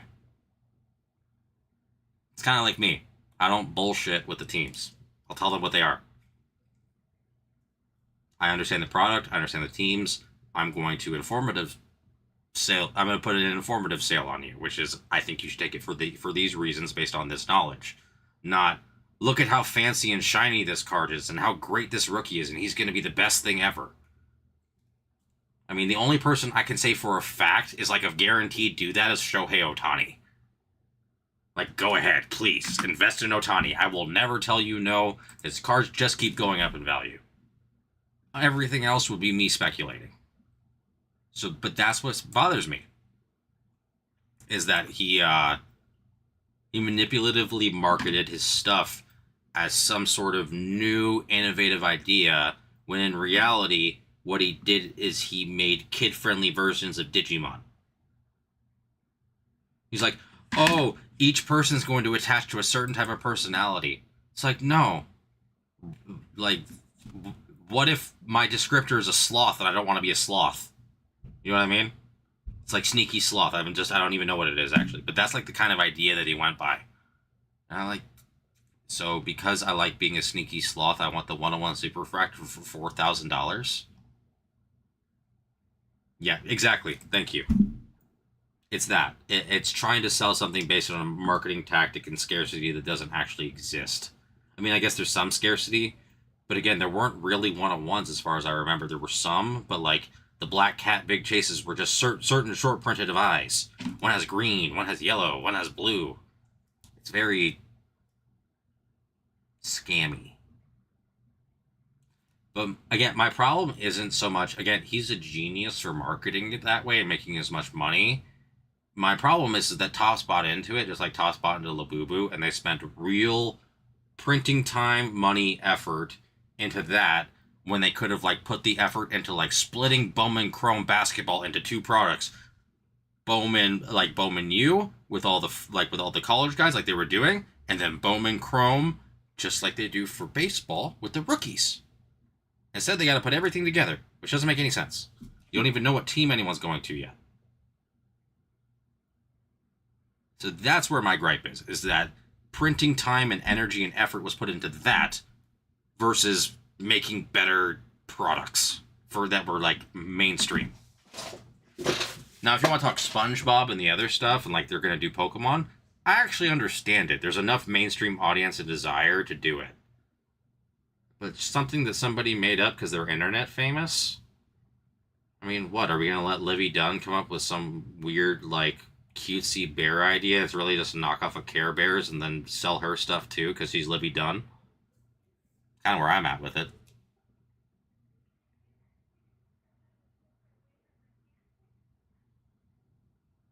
I really sound like an old man saying influencer culture has ruined America, huh? Bald head doesn't help it. Damn it, Casey, you got me ranting. Did Nick tell you to do this?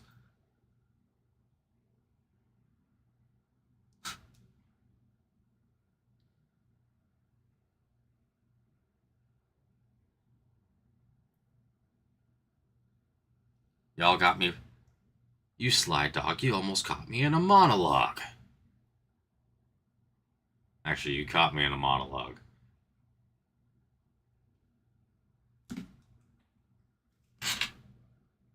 No, see, you're missing it. This is what's going to happen.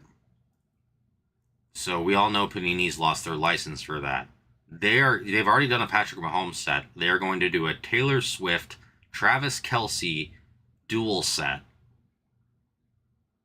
with dual autos and memorabilia, and there will be some sort of thing where you can sit with Taylor Swift at a game with Travis Kelce as the big surprise, and it's going to be like $4,000 a goddamn box. But I would say it'd probably have some of the biggest appeal of any box to Americans that I can imagine. You will have women chasing that box, not for anything other than the chance to sit with Taylor Swift at a Chiefs football game. Straight up. Panini, if you're listening, I want compensation if you use this idea. Just noted. I trademark this idea. I'll do it in the court of law if I need to. But I'm pretty sure that would sell crazy. Like, you could also have other redemptions, like 2 Taylor Swift tickets or whatever. The crazy thing would be like, hey, you get to you and one guest get to attend Taylor Swift and Travis Kelce's wedding. That would make it sell for like 10 grand a box, straight up.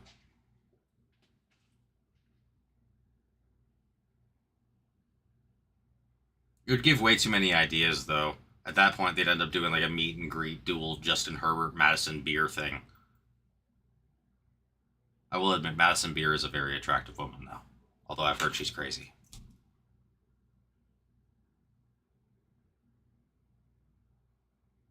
You know what? We might as well just throw Herbert and Beer in there, too. Just because, again, she's not the best singer, but I get it. She's kind of like this generation's Megan Fox-ish. She's very pretty.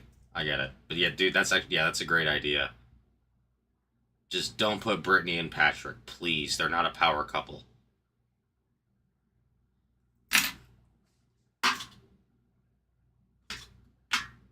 We could always do the irony set. There could always be an irony subset, and it could be Giselle and Tom Brady.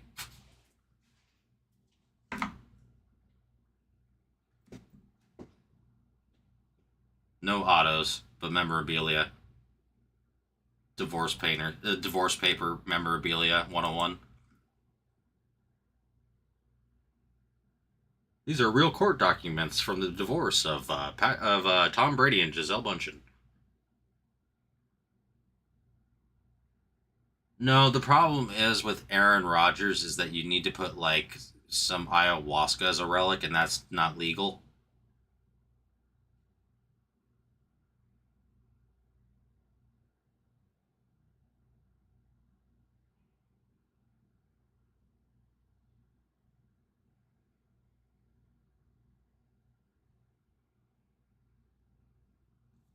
Although I would pay good money. You know what the strongest relationship in any sport's been, right? And it's not between two people. It's between a man and a substance. John Daly and his beer. I want a John Daly signed beer can relic.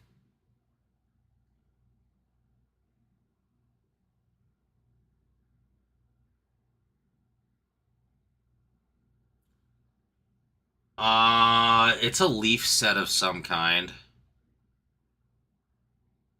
It's a pop set of some kind. I don't know if it's Pop Century or other ones like that. Leaf does all that kind of weird stuff, man. Leaf's the one who does all that.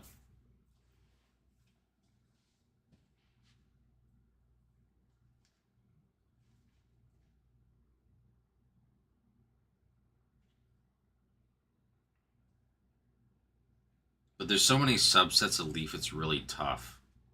Like, again, they did that thing where they bought all of those Polaroids that were signed and just basically turned that into a set. They just buy things. They just basically buy as much memorabilia and other crap they can find and turn it into stuff. Which I kind of like, because again, everything's like actually from the player at that point. See, that's on tops at that point. That's on tops, though. And I hate to say it, they have not treated WWE well. Again, we have still WrestleMania is in 2 weeks. We still haven't seen the WrestleMania 41 patches released yet. Topps Chrome 2026 is coming out first for WWE. So I love collecting WWE cards. I have the full rainbow of a guy I have a strong belief in. His name's Lucian Price in NXT. The full rainbow, Sapphire, Retail, Hobby, Delight, Autos, all of it. I have the entire set. Like, no one can complete the set because I have it all. And I've lost, like, I loved Chrome at first. And then it just started being the slow releases. And now there's Exalted, which is like 6 or 8 cards a box, and it's expensive as hell. And then before that was Universe, and I got lucky with Universe because I actually hit an Uncle Howdy, what do you call it, case hit with that, which was like a $9 spot. But again, it's like the products that were underwhelming. They're supposed to be just this consistency, and it's this, and that is part of the reason why I actually brought up, what do you call it? My gripe with Topps is that if they do that to WWE, it's what they're doing with everything else. Because, dude, I'm telling you, a Stone Cold match use like Smash Cans, or like, dude, whether it would be beer, there's so many things they could do with that. Honestly, the thing is that I'm pretty sure WWE guys are stuck to signing for Topps no matter what. Like, if they're a legend, a Hall of Famer, whatever, they can't sign for Leaf. I'm 99% sure. Because, like, when Hulk Hogan was signing for Leaf, he was not under a WWE contract. Now, he's still signed for WWE because Topps paid him, but he wasn't under an active contract with the WWE.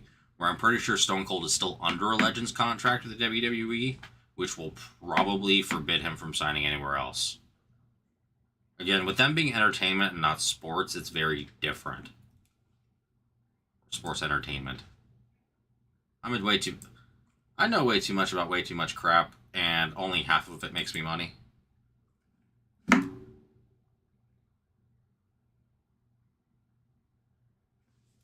Do you guys keep up with that at all, or are you just 90s fans of wrestling?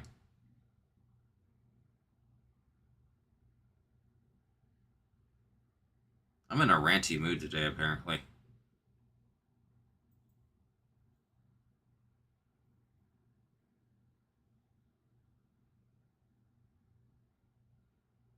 Don't keep up at all?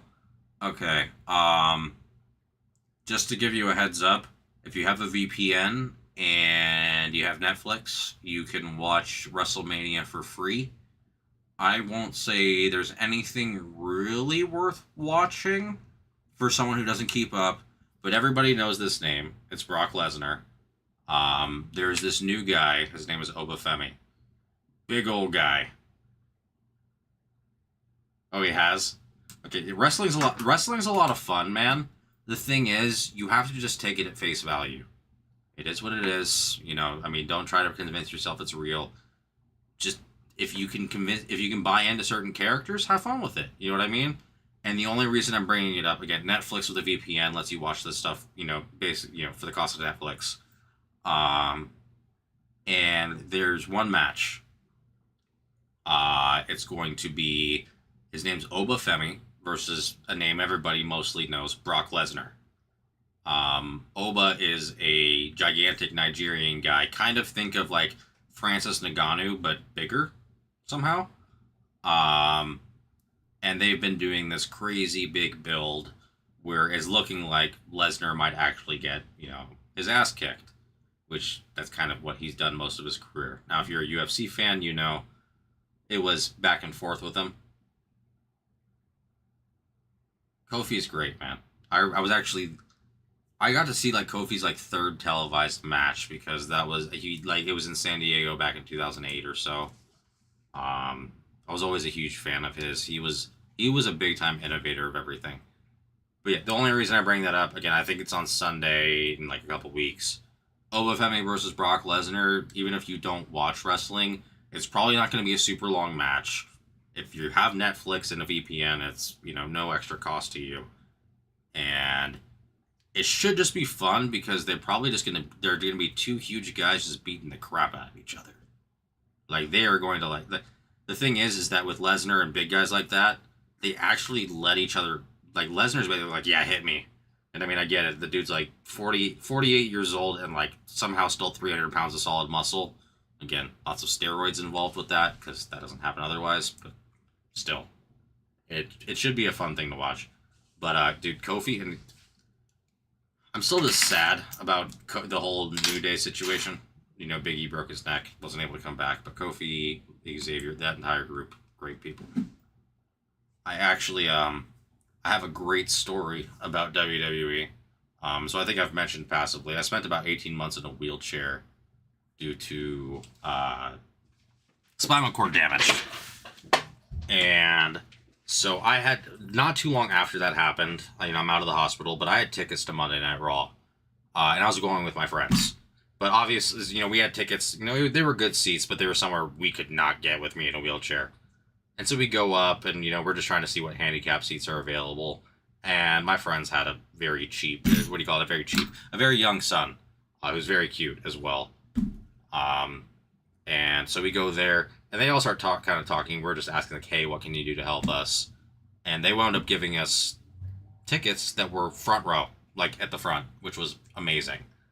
But here's the situation: they told us to go to an elevator. We go to every elevator in American Airlines Center in Dallas, and they deny us. We had to like the last one. She also says no. And I look at her, and I'm like fat at this point. I'm like, "Ma'am, they've been pushing my fat butt around this entire arena. Can we please go down?" She's like, "Okay, honey, just give me a minute. I'm taking these people up and we go down." We go down. She's like, "All right, have fun." The door closes and we are backstage at Monday Night Raw, like maybe 30 minutes before the show starts, and there's no button to go back up. So we wind up having to meander very slowly and very quietly across the backstage. We got to interact with quite a few wrestlers. We actually got to interact with Kofi for, again, it was like 30 seconds. But it's also because we stuck out like a sore thumb. A few wrestlers especially interacted with what do you call it? Their son Keegan. But the funniest thing was multiple times I had people come up to us. Mind you, I was still bald, in the wheelchair, and I wanted to say yes, but they're like, "Hey, are you guys with the Wounded Warriors Foundation?" And I'm like, no, we have front row seats and someone let us down here by mistake.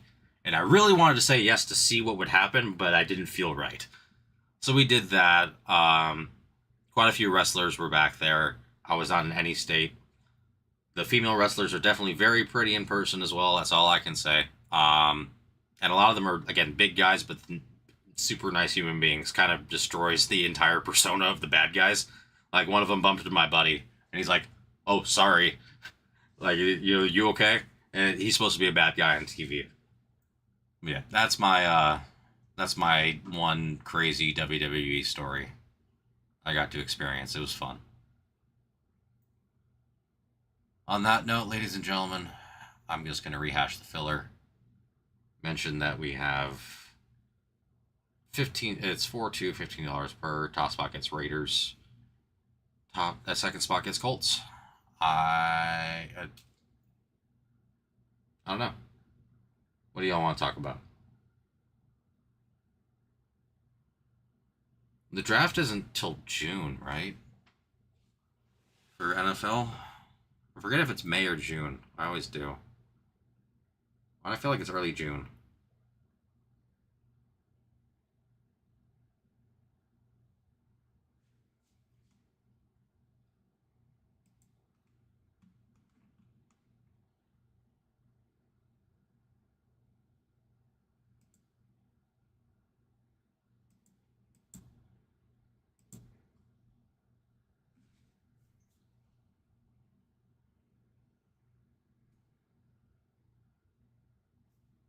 Okay, I don't know why. Yeah, I'm like, I don't know. No, I know what I'm. Guys, I'm clearly tired. I'm literally like, what's at the end of June? I'm like, oh yeah, uh, freaking NBA Finals. Wrong acronym, wrong thing.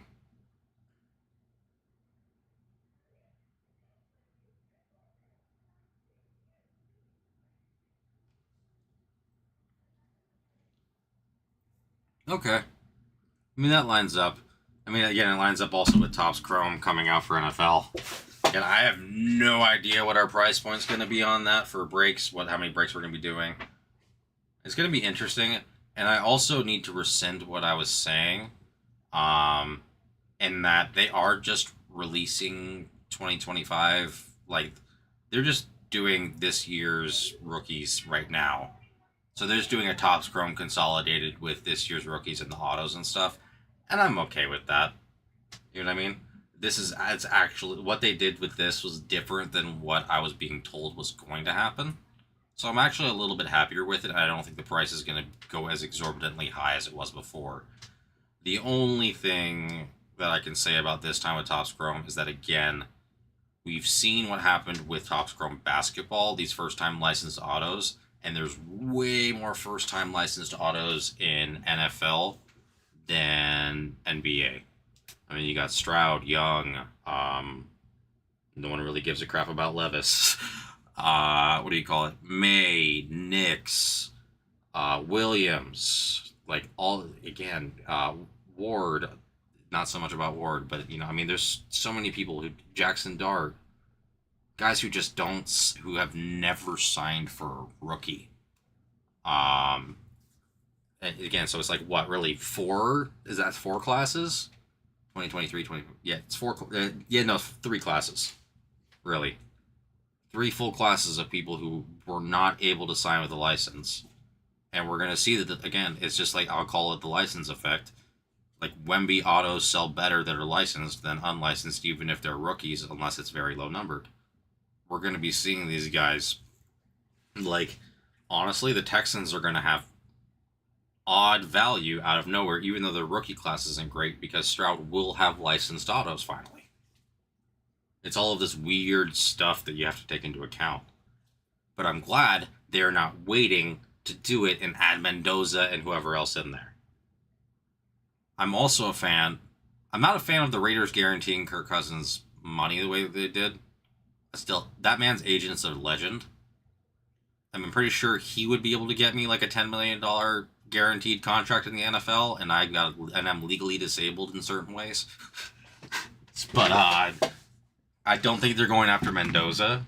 And if they do, I think it's a stupid move. But again, you didn't know where anyone was going to go. So I'm okay with them going this way with Topps Chrome. I still think it's going to be a little expensive, but it's not going to be as expensive as I thought it was going to be. But I think it's a really great idea. What they are doing is, again, they're releasing Chrome then right when the draft is happening. So that's right when all the football hype's happening again as well.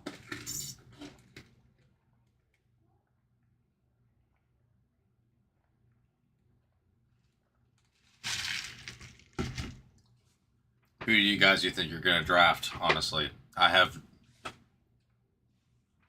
As a Charger fan, I'm really not sure what they're going to do for the Chargers. My belief is O-line is what they should be investing in, personally. Because, again, everybody's basically come to the conclusion that Herbert would be the best quarterback, one of the best quarterbacks in the league, if he just didn't get knocked on his ass 90,000 times a game. Um, so I'm guessing it's that. But I'm not as familiar with what the Bills are an interesting situation with their what do you call it, with their team. I'm not really sure what the biggest weakness is or whether it was more injuries. Um, and the Steelers, I'm going to be honest with you, Casey. The weakness there is your ayahuasca-ridden 44-year-old quarterback.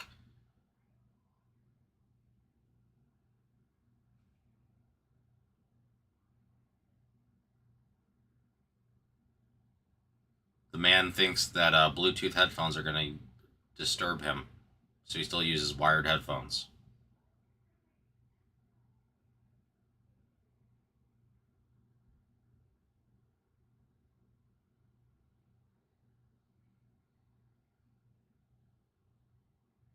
My guys, the definition of the nuts you add to complete the Sunday. You got it all. Ayahuasca has helped some people, many people. I think it was, who was it? Was it Ron White who was able to stop drinking because of it? Aaron Rodgers didn't need to do that.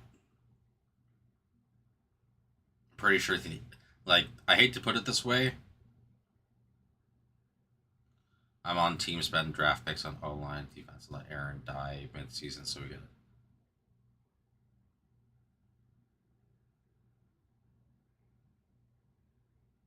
Okay, but at that point, wouldn't you not uh, invest in the O line until Aaron Rodgers dies?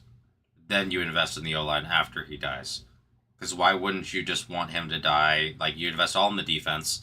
You just let him like get straight up like speared by Abdul Carter at 300, like at 25 miles an hour at 320 pounds, and then you get it done and you get your top 5 pick, and then Aaron Rodgers' money's dead cap, so you can just go ahead and spend that on a new O line and let Howard step in.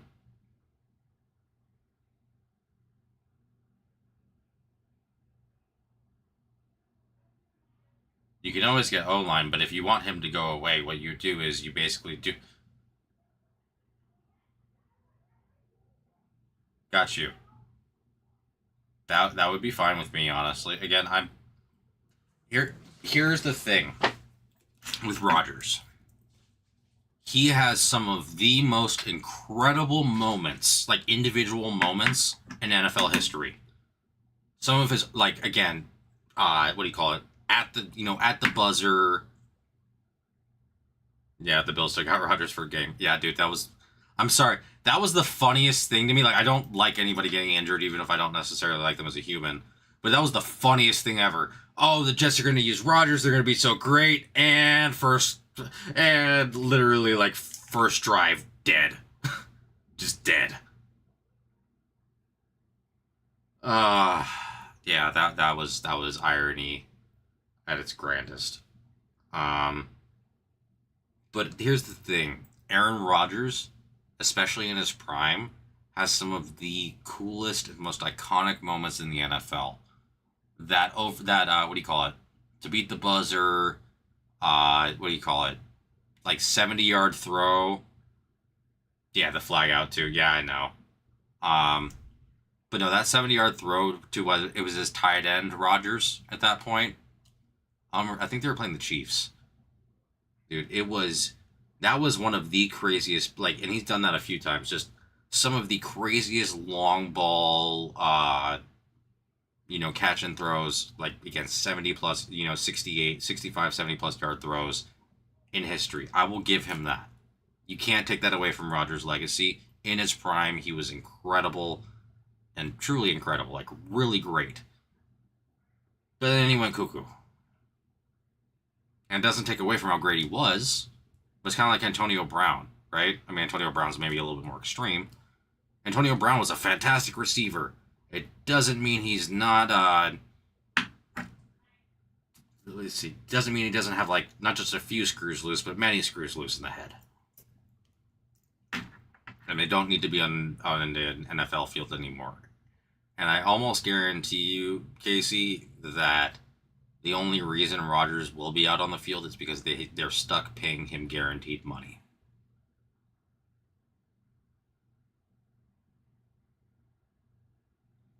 Although it would be fun if the entire O line was just like, screw it, this guy annoys me, and doesn't block anybody until he just has a first game against with the Jets situation. Has the schedule been You know what, Casey? Touche. Touche.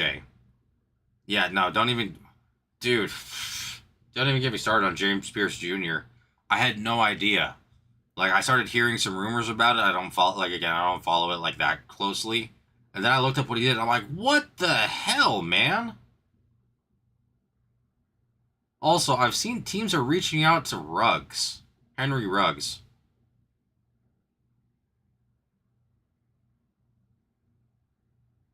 How would you get out of it, though, Casey? You'd have to try to shell it off on another team who'd be willing to pay for it. There isn't anyone in this league who's set up to want to take on Rodgers anymore. The only team I could have seen y'all shelling him off to was the Falcons, but they took Tua. Although Tua could get a concussion in week 1 and then they need somebody. But I don't know who else they'd go to. Who really needs somebody like that? You'd have to just buy out his contract. Or you'd have to prove that he's like a detriment to the team somehow. Or, like I said, just tell the O lineman don't protect him and let him get tackled by, 350-pound men until eventually something breaks. But I'm pretty sure that could be deemed attempted manslaughter. Or attempted murder. How many times do you...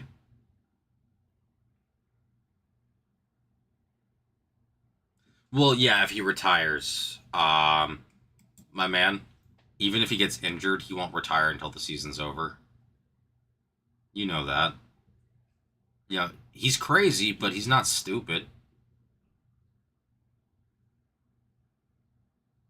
He's crazy, but he's not stupid. Even if you're injured, you don't retire. I was gonna say, yeah, even if you retire, you don't quit. You don't even if you get injured, you don't retire until the season's over because you have that guaranteed money. But if you retire mid-season, the money's gone. Like that again. That would be a personal crazy decision by him. Now, don't get me wrong, he's crazy, but he does have, a wife and a kid. So I don't see that happening. If you would have to trade Rodgers contract off to another team, or just eat it and buy him out and tell him sorry, but good luck.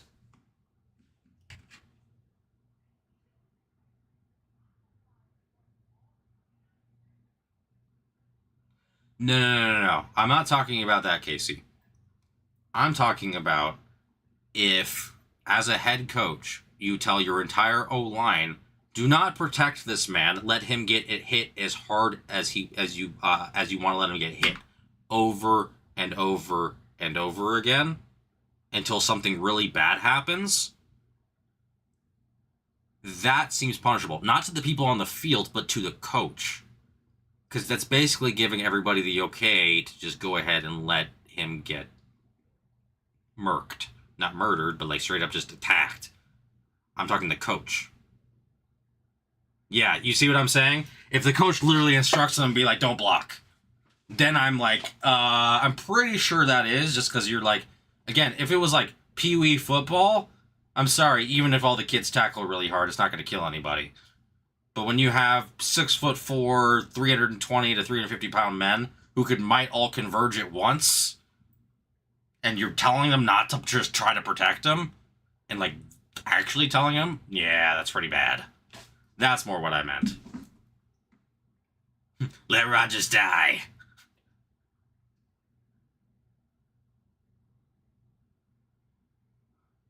That wouldn't be a steel curtain. That would be a paper curtain.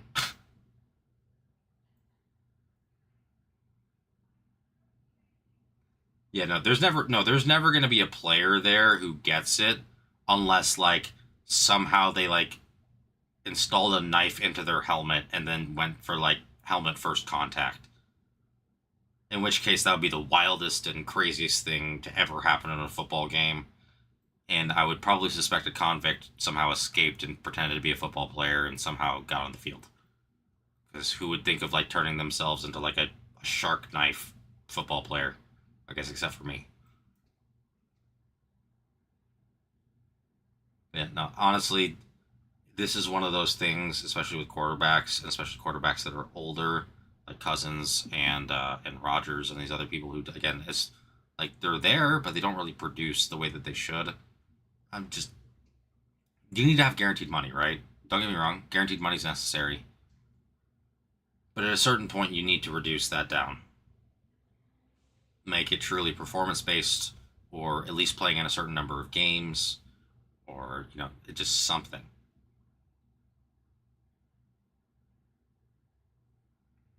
Sports are supposed to be performance based gains to a degree, whether it be not being hurt and just showing up or actually excelling. Like there's incentives there for that reason. And I don't like that the bare minimum continues that bare minimum line instead of being raised continues to go lower. Like it's great that Rogers did all that he did, but that doesn't mean that his production line his bare minimum production line for receiving a bunch of money should be lower. Just like Cousins, because Cousins has been in the league so long does not mean that his money should just have it should have a lower standard for what bare minimum he has to do, which is literally just show up. Like again, when these guys can show up and they could literally be taking a shower before the game because of whatever reason and dislocate their ankle and be out for the season, and they're guaranteed like $15 million. You know how much I'd love, or anybody would love, to basically have a contract stating that they're going to have a guaranteed salary no matter what happens to them? Oh, I can't work, but yeah, I'm still getting $10 million. Why? Well, I signed this contract and it says so. For that, literally, you were hurt on premise, on facility, which falls under the terms of what would be protected for injury. And if you got guaranteed money, you got guaranteed money. I like guaranteed money in baseball because it's 162 games and it's way easier to get injured. And then and the likelihood of missing an entire season is lower. Football, dude, again, I feel bad for the rookies. The rookies get really bad contracts, like Scat and Dart. Like Scat barely got paid anything because he didn't get any of his rookie incentives because he got hurt so early. But that's the other thing. It's like, if anything, there should be higher guaranteed minimums for guys like running backs, for guys like offensive and defensive linemen, for linebackers. The people who get hurt, in my opinion, should have a higher guaranteed, because they're actually the ones at risk, and it's not them being a risk or anything. It's like that's just the risk of the position. Versus the guaranteed for quarterbacks. I mean, I get it, quarterbacks get hurt, but most of the time when quarterbacks get hurt, it's not the except for Tua. Tua does it to himself, okay? The dude literally just basically painted a freaking bullseye on his helmet and decided to run into every large person on the field with it head first. But everybody else on the field, when they get injured, it's typically not the quarterback gets injured. It's usually not the quarterback doing it to themselves. It's usually they couldn't get protection, and so he was throwing and his hand hit somebody's helmet and he broke his hand, or the protection broke down and he slid and he got tackled, or he got tackled and he landed funny. It's not on the quarterback, it's on the other players around them. Versus, if you're a linebacker and you're just trying to go full speed and someone blocks you and your knee buckles because that dude's just way bigger and stronger than you, that's just an inherent risk of the position.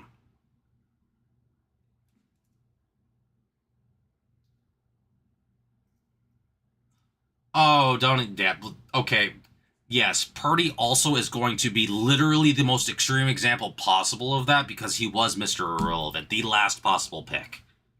So Purdy is he will always be the most extreme example of draft bias, right? I mean, here's the thing.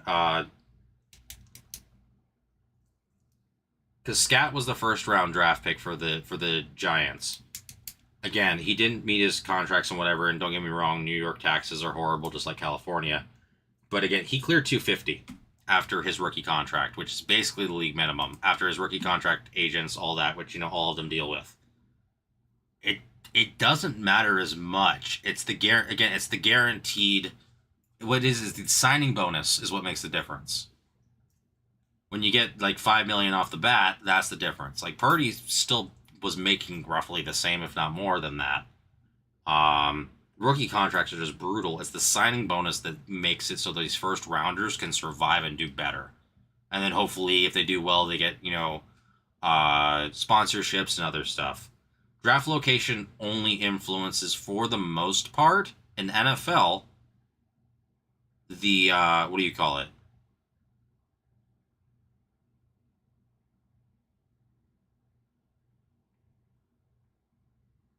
Yeah. No, exactly. Exactly. And that's the thing. So, yeah, when you're that early of a draft pick, you get huge incentives, you get huge bonuses, and then you also get a big signing bonus on top of that. And so that's really where it happens. It's not the contract itself. It's more, honestly, it's the signing bonus. The signing bonus is like, that's why being signed first round in the MLB is so big. It's being signed first round anywhere. It's not that your contract is necessarily always going to be that exorbitantly high off the bat. It's like, if you sign with us, you're getting like $12 million cash right now. And that's where those people get, if you spend it smart and you do it right, you can walk out and never have to work another day in your life, even if you didn't even play a snap or you do anything in baseball or, or basketball or whatever. That's where the life changing money comes from. Most rookie contracts are pretty bad. The only thing that's changed recently is the pre-rookie contracts in baseball. Football has always been decent, but it's always after the first 2 to 3 years that's when you really get the big money. Baseball, you've got people who are not even in the pros yet signing like $85 million deals with like $45 or $50 million guaranteed, and they haven't played a game in the professional, like out of AAA. So right now, that we're only starting to see that happen now in sports, where the big contracts they're trying to secure people early. But I don't think it's going to happen in football because injury risk is just so much higher, as we saw with A-Rich. But isn't it crazy? Like, you can play well. Honestly, I hate to put it this way, guys. You don't even need to play a snap in the NFL, and you can retire rich if you play for a good college and people like you there.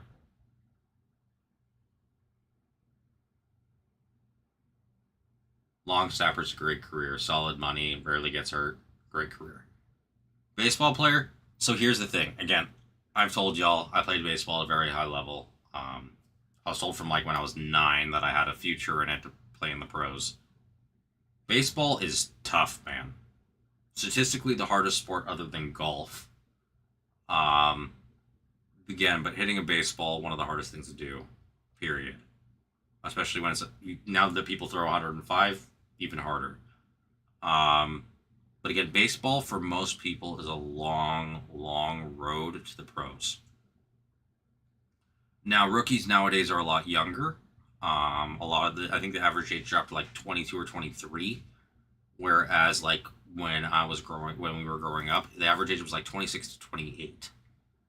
Um, and so what it is that it's just one, baseball is so hyper competitive at a young age now.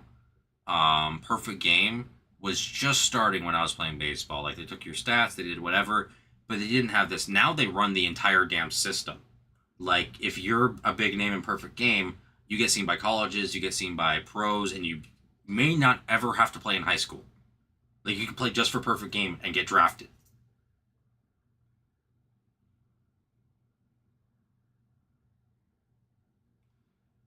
I would argue it's easier to be average at golf than it is to be average at baseball. You have to remember that in baseball, being considered one of the best, you're succeeding 30 to 35% of the time at best. To be considered an average, you're considered to be succeeding 20% of the time. 20 to 25% of the time. That's succeeding. By statistics, I mean, again, golf is golf. I feel like it's golf. I feel like there's less middle ground. Either most people are really good or really bad. Like, how many people do you know have, like, just, like, a 3 handicap? That's kind of what you'd be looking at baseball. It's just some of the very best in the world are successful 20 to 25% of the time when trying to hit a baseball. And that's just hitting it successfully.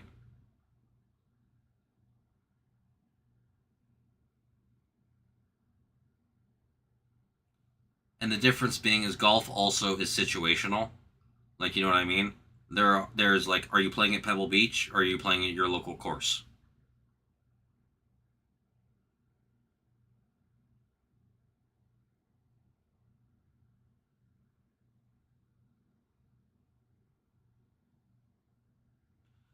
It's not even that. It's that fielding percentage is expected to be damn near perfect.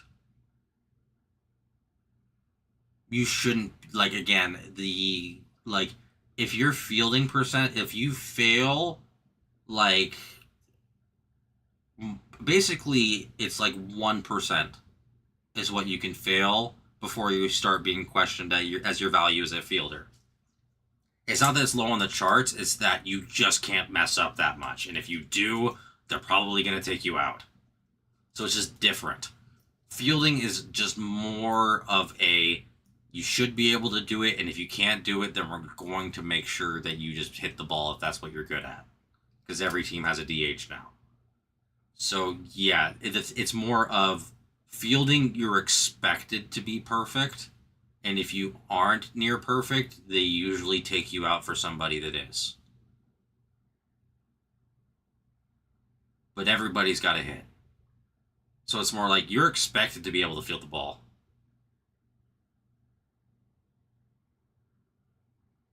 Oh, that's happened a few times, man. And the thing is, that's not even considered an error.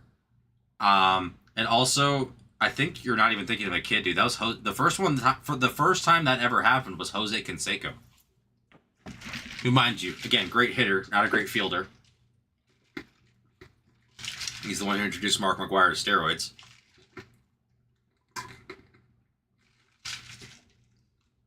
Yeah, that was Jose Canseco at the old A's Stadium.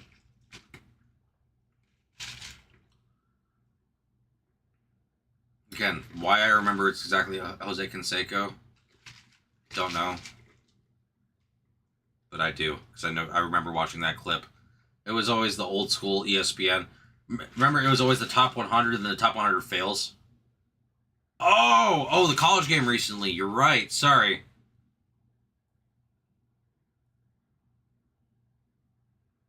Who was playing? I saw that too, but I can't remember who the hell it was. Who was playing? It wasn't Ohio State, was it?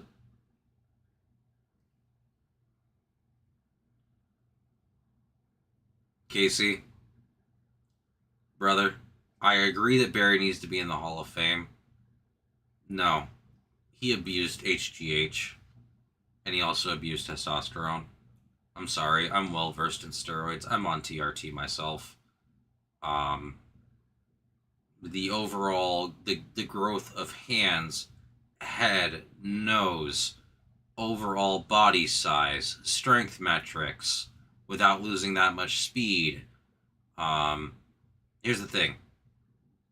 It didn't make him, like, he would have been a Hall of Famer without ever touching steroids. Would he have broken the records? We don't know. Like, we can't say yes or no. But if you try to tell me that he didn't take steroids, my man, I'm sorry. Maybe he didn't take as much anabolics, but he definitely took human growth hormone. He has every indication of it under the sun. He didn't juice clean. Like, he didn't... Yeah, that's true. I mean, yeah.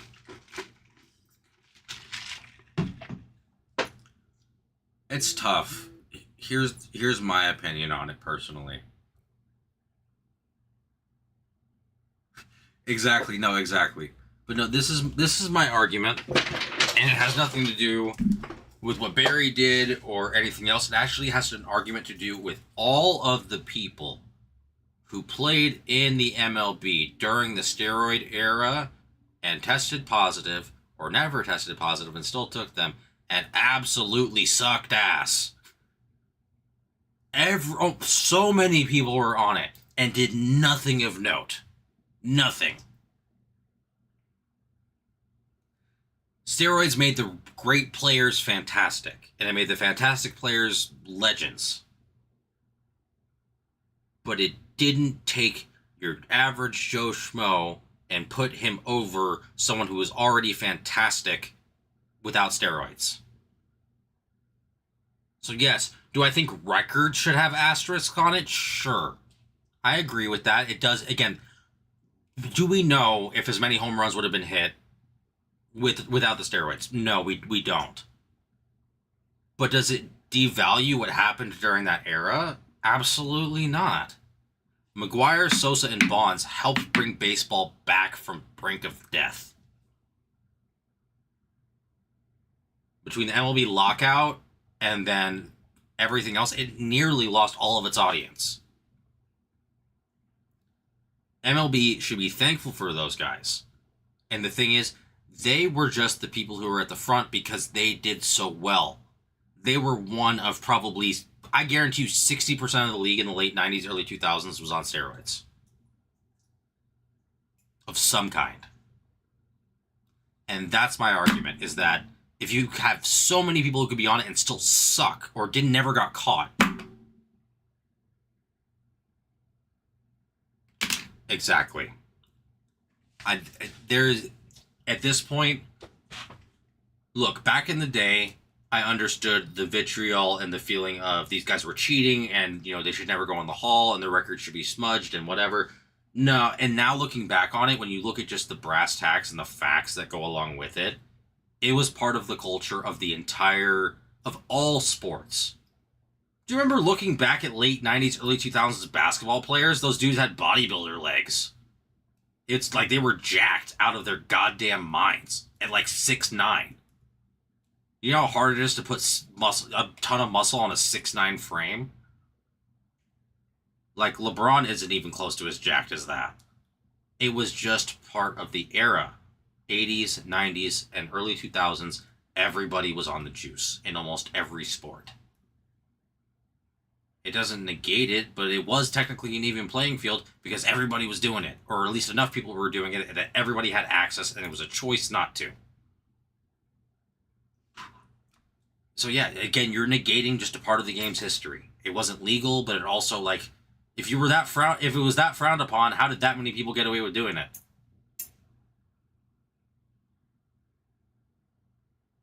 So I agree with you. They need to be in the Hall of Fame. There's no reason. Canseco can stay out just because he didn't do anything good enough, in my opinion. But I think Clemens deserves to be there. I believe Bonds deserves to be there. I believe McGwire deserves to be there. And I believe Sosa deserves to be there.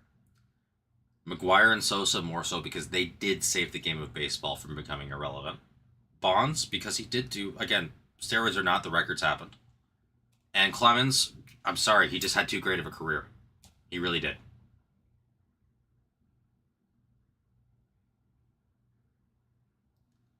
You went to the opening game at Oracle? Oh, man. Yeah, see, the thing is that, again, being from San Diego, I just grew up booing the crap out of Bonds. I always respected him. Oh, Benito Santiago. That's bringing back memories, man. No, my favorite thing was just seeing how far Bonds could hit it into the cove, dude. He was the only person who you're like, he could hit the ball hard at any part of Oracle Park and you knew it was going. Like, just knew. Like, oh, he hit that triples alley. It's not a triple for Bonds.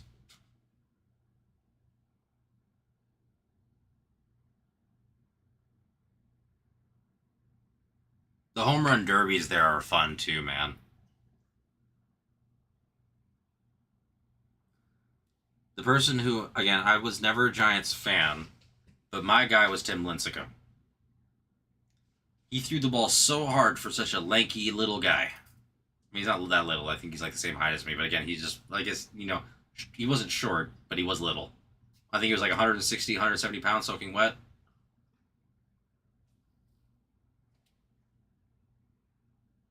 Weirdest throwing motion ever, but it worked.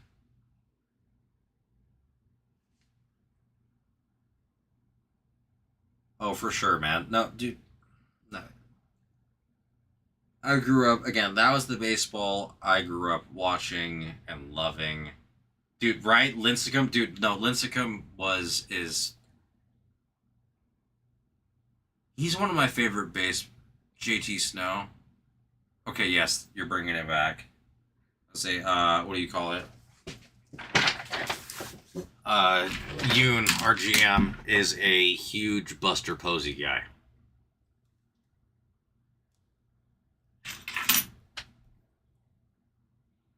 Posey, I feel like, doesn't get as much love as he deserves in the hobby. He was a fantastic, fantastic catcher.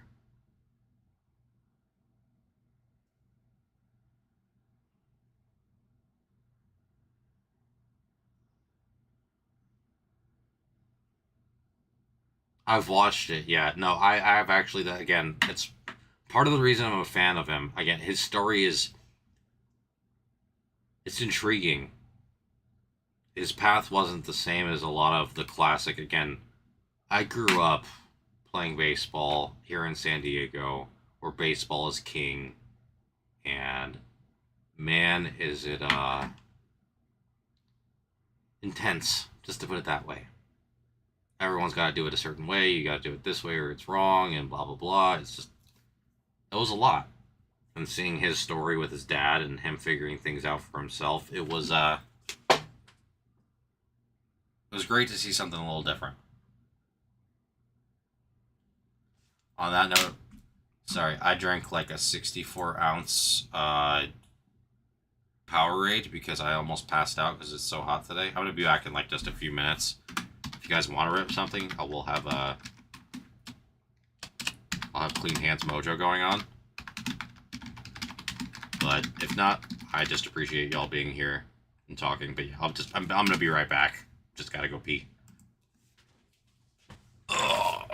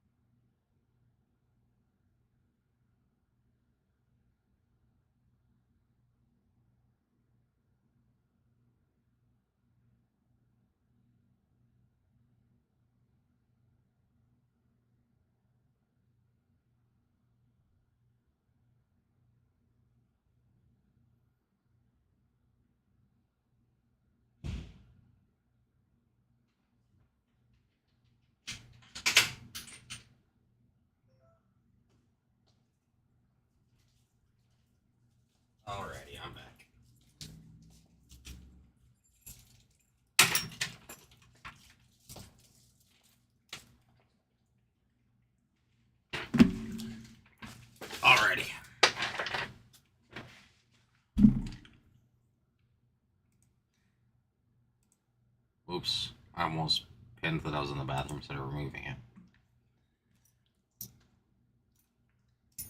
Still out there, Casey?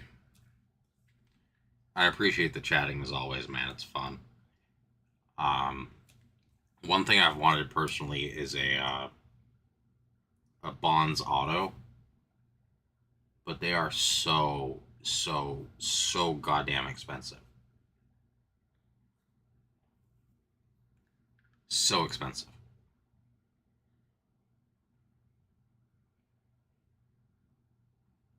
And what's funny to me is Lincecum autos are like close to nothing. Even though he has multiple Cy Youngs and World Series rings. He just seems underappreciated.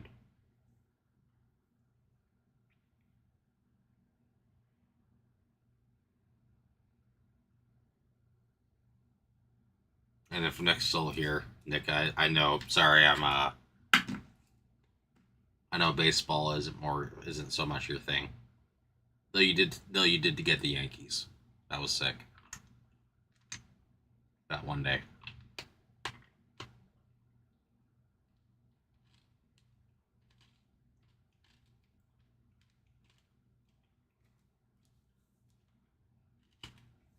I have a feeling once Topps Chrome NFL comes out, it'll be a little easier for this room to move a little bit more. Also, I'm trying to just get more. It's not more breaks, but just make sure that our breaks are like loaded more consistently. Problem being is that we have two people who are able to do it, and I'm really the only one who can reliably do it. So whenever I'm in, I love getting it caught up and all that. But I don't have any way of announcing it to anybody versus like when I'm here letting y'all know like Bowman's back's in Bowman back. Bowman's Best is back in the store. Select just as a heads up, Casey and Nick, if you are out there, Select Hobby is back in the store if like you wanted your teams in there. But we're also at a point like we have certain breaks that we're running. I have ideas, but I need approval and other stuff before I can do it. If I could just create it, that would be awesome. But it takes some communication and time to do so. I really would like there needs to, in my opinion, I'd like to create some mixers where we aren't relegated to just Bowman's Best because Bowman's Best is expensive. The problem is that, again, the hits there are so all over the place. I need to find something that lines up. But, like, I personally feel like, and again, it would be a little pricey, but it would be a lot of fun, is doing something like a one-box select, one-box Prism Black Hobby, where you can still get rookies, you can still get, your mainstays, but then you're also getting your legends and your NIL guys. And it would have to be, like, a random team at that point. Because of the NIL situation with Prism Black, but again, it's just like there's things we can do. It's just gonna good deal. Glad you're here. Yeah, I have ideas. I want to make this happen. I haven't been streaming as much. Again, there's been a little few changes around here, so we need me in the shop a little bit more. You didn't, Nick? I'm sorry, man. I'm sorry. But yeah, as soon as it's here, dude, as soon as it's here and we're allowed to sell it, I'm probably going to be the one who ends up creating the break. And so I'm definitely going to find a way to get that to all work out for us. My hope is, again, there's going to be certain teams that are... my hope is to not have anything over $150. Or at least around there. I love that the Giants are available there for like 200 or so in select, but I think it's a little high. Just not that they're not worth it, but I'd rather it's a high ceiling to have to reach. Damn, really? Yeah, they really. This is also kind of what I've been talking about. So here's what they're not going to tell you. and that's that they're still printing chrome. It's still in the active printing process because that's how they're going to get more stuff out, like blasters, megas, and all that. It's waived. So the thing is that that was all allocation direct to consumer. They have a certain amount of allocation they have to reach to their LCSs and other customers, um, regardless. And so they'll oversell on purpose, to again to deny. But then there's going to be more. There's more cases out there that they just haven't sold yet, and the reason being is they hold on to it, knowing that the price is probably going to go up. Again, they're unless there's only two situations: either they hold on to it, or they literally just that's what they printed, and what they printed is what they printed, and that's it. This is either going to be an overprinted or severely underprinted product, and I would almost bet probably on the underprinted side, just because of the consolidated time frame. But I don't know. Um, so yeah, I'm curious to see what secondary settles on. I'm curious to see like, well, yeah, of course they are, dude. Dude, they did it for basketball too. Here's the thing. Again, I'm not a fan of monopolies, and by definition, they're technically not, because other people sell sports cards.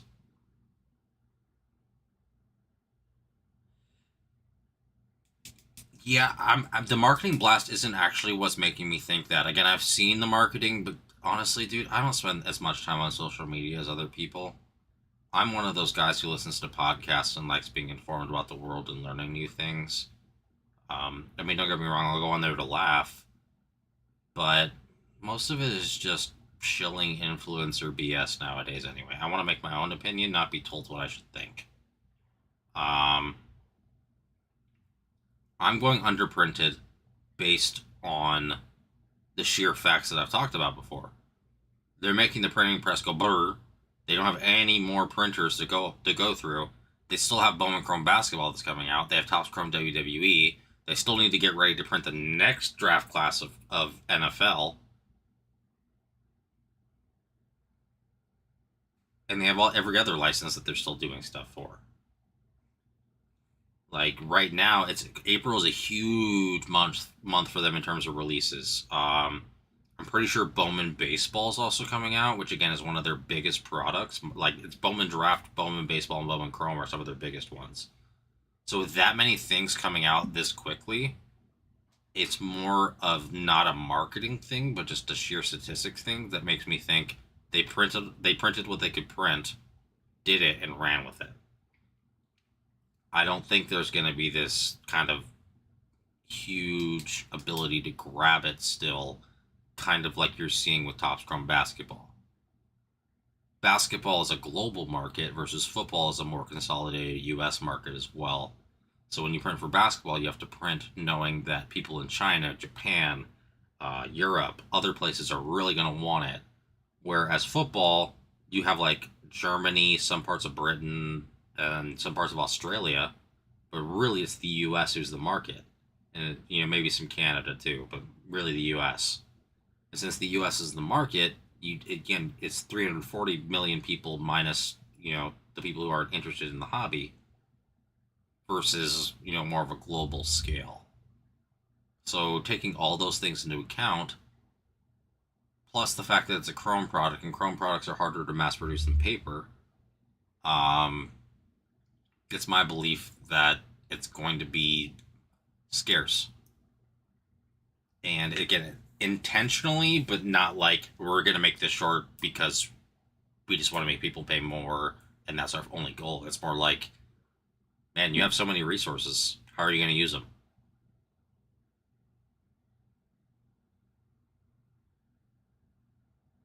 So yeah, there's either the slow leak approach or there's the we can do what we can do approach. And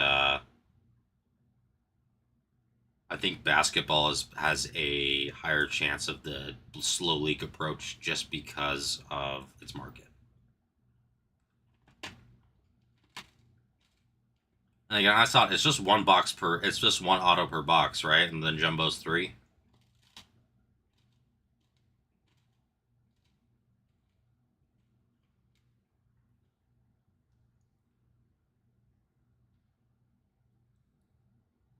Again, it's just yeah.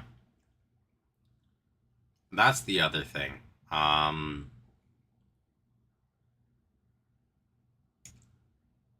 I think I've said it before. One Ottawa box is not enough for football. It makes sense when it's Panini 1 and the checklist is pared down for rookies, legends, and the superstars of the league, and everything's numbered super low. But I'm sorry, if I spend $300+ on a box and I get one color that's like a green out of 99 of someone okay, and then like a base or refractor auto of a lineman, I would never open another box of Topps Chrome in my life. For a personal situation. Again, that's not everybody.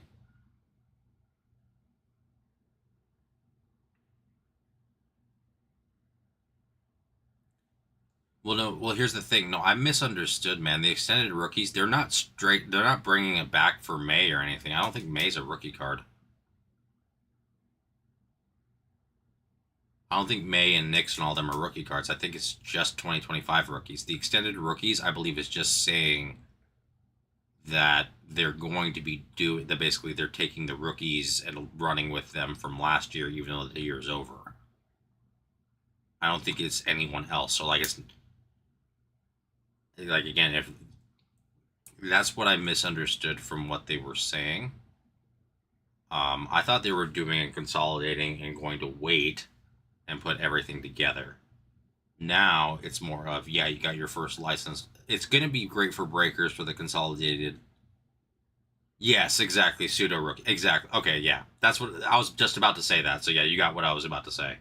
Um, yeah, it's kind of like I just said, the Wemby effect from Topps Chrome Basketball, but with these guys. So like I said, C.J. Stroud, Bryce Young, they call it Bo Nix, Drake May, Caleb Williams, all these guys. Yeah, the first amount of first licensed autos for these guys definitely will bolster it. It helps make it. It makes the sale a lot easier. Again, this is me just speaking from the heart as a collector. I want boxes to be affordable to be opened individually and in breaks.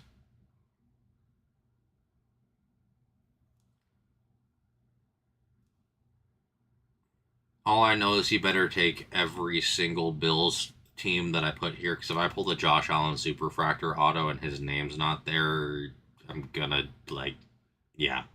Nick, I'm gonna, like, I'm gonna be making sure that you know that the Bills are there or something, man. Because yeah, if I hit that and you weren't the one who hit it, I would be sad. I'd be sad. I've also never pulled a 101 for myself or on stream. Ryan's pulled 4. So really, I wouldn't mind that being the first one I pulled.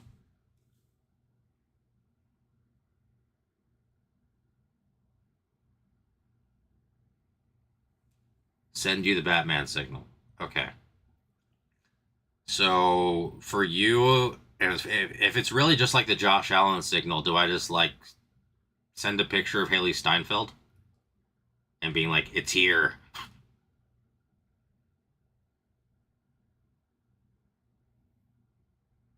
These first super, dude, that's the thing, is that every single person who has not signed for Tops before and is now with the license is going to what do you call it? Yeah, those first cards are going to sell like crazy. The only thing is, I don't know if it's going to stay that way. Yes, it's the first Topps Chrome Auto. It's all of that.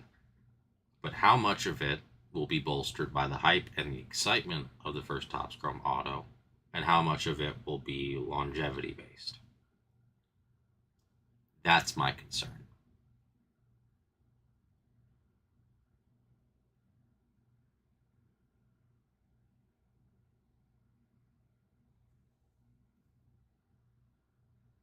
It's possible, but again, our room isn't the biggest, dude. Honestly, the only way that would happen is if like if any of our big buyers came in and just straight up bought out the store, which happens. Don't get me wrong.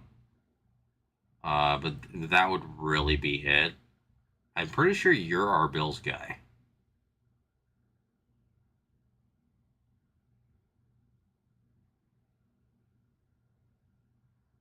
Coyle is our 49ers guy, that's for sure. Phenom goes all over the place.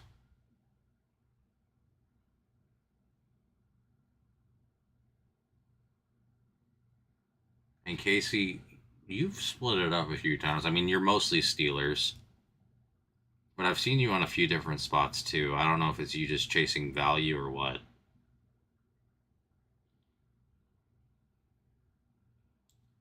I was gonna say it was other teams, but it seemed like I couldn't remember what the other two were. So the year prior, were you all about Bowers? Loveland's a good investment, honestly, in my opinion, especially with what do you call it? With Williams finally coming into his own. I think Howard has more upside than you think. I mean, I guess again. I love it. You have no idea how upset I was that the Chargers took Alt before Bowers. I'm like, Chargers, you've needed a tight end forever, and he can block, and he can catch, and he can do everything. Why? And I finally this year said, okay, I understand because Alt is a literal monster and makes a difference just by himself. And then we got Gadsden, who's doing quite well, luckily. But on paper, I'm like, you need someone to block and you need someone to catch the ball. Bowers can do both. Why not?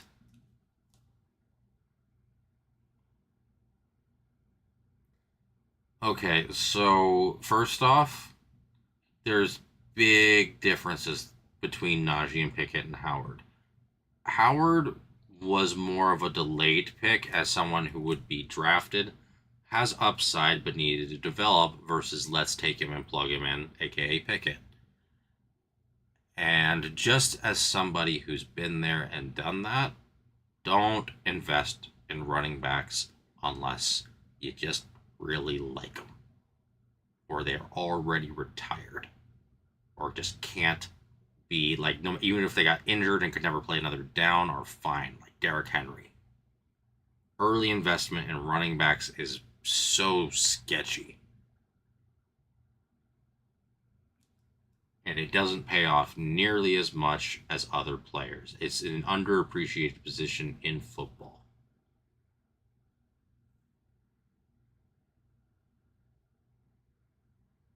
Oh, dude, I love the glass cards. I wouldn't mind the Najee myself. I mean, he was on the Chargers here for a little bit, but I love the glass cards. Those are like the only. Uh, oh, good deal. Yeah, good deal. No, dude, here's the thing. Pickett had way too much hype for what he did. Also, wasn't Pickett was a UCLA guy, right? Or am I wrong there? Where was Pickett?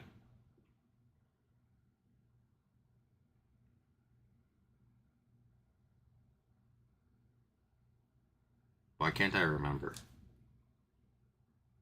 No, Pickett was Pitt. Okay, so that's what. Oh, that's right, because it was a big deal that he was whatever. Yeah, no. Here's the thing, dude. Yeah, that's okay. Yeah, no, you're right. I was thinking of Josh Rosen, who also sucked. Another flame out. Different, a couple years prior though. Um, Here's the thing. You can see in college, for the most part, who is going to flourish in the NFL and who is not. I'm sorry, but the prototype for players for quarterbacks now is pretty much the same across the board. You got to be a minimum of 6'2".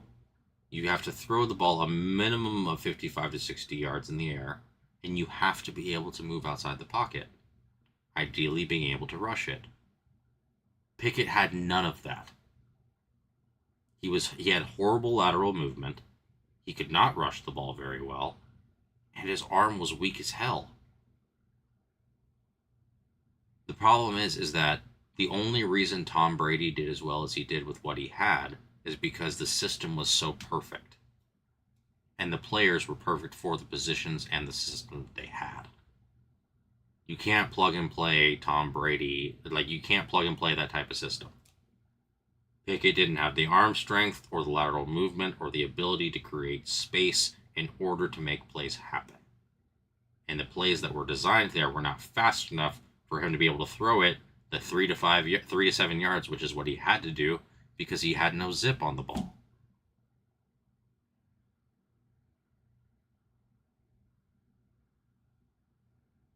Okay, yeah. Yeah, I'm hating on Super Bowl champion Kenny Pickett, blah, blah, blah. Yeah, tell me again, how many snaps did he play in that Super Bowl?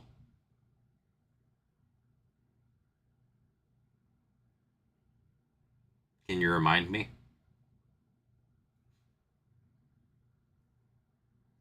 And I'm talking about not being set up for success in the NFL. I'm not hating. There's just logical facts about it. He was undersized. Didn't have the right kinds of strength.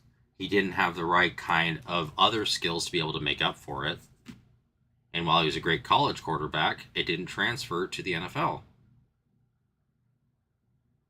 Another guy who was somewhat similar, Matt Leinart, was great in college, but his arm strength lacked. He couldn't move in the pocket, and what do you call it? The system wasn't right for what he needed.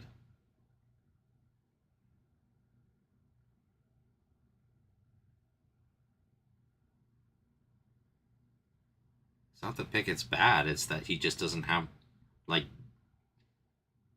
I'm sorry, you need particular tools to be a successful professional athlete in a league that is dominated by people who are oversized, overpowered, and have, again, it's not that he doesn't have, based on layman's terms, elite athletic ability. It is, by NFL standards, he had mediocre athletic ability. And those are two completely different things.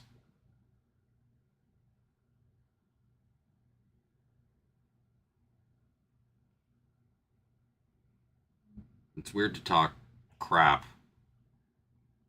but also, like, not be.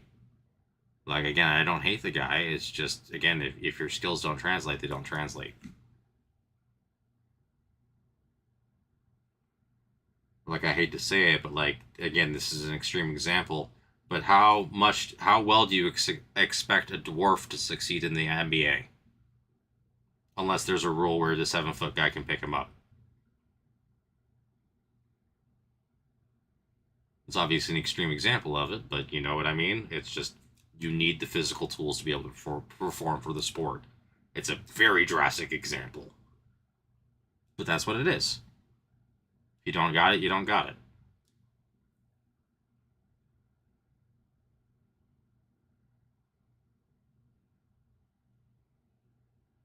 And I hate to talk crap like this, but I'm pretty sure I could throw the ball further than Kenny Pickett. Now, again, I used to have a baseball arm and everything else, so that's a whole different thing, but still. Wasn't his max, like, during his rookie year, like, 48 yards?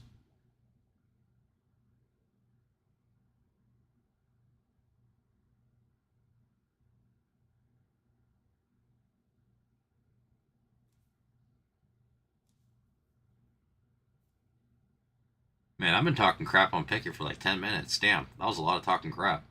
Sorry. Sorry, Pickett, if you're actually listening to this. You're not a bad guy.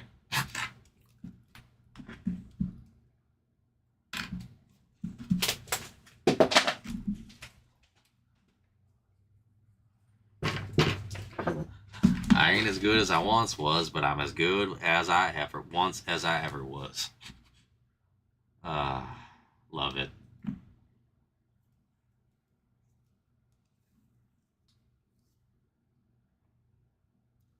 I am excited about this NFL season.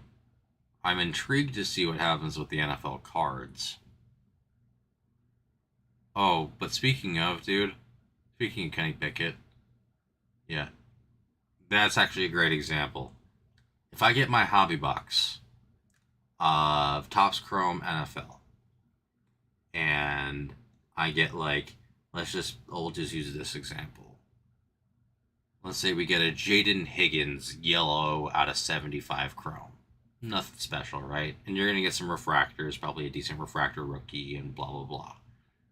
And then your auto is a purple out of 250 Kenny Pickett.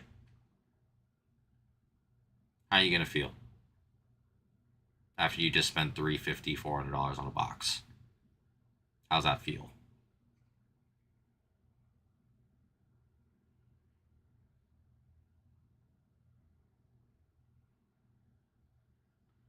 Yeah, right. It's like, yeah, exactly. It's just my point. It's like that's kind of where I'm like, dude, almost with football, I'm almost like you got to do jumbo, bro.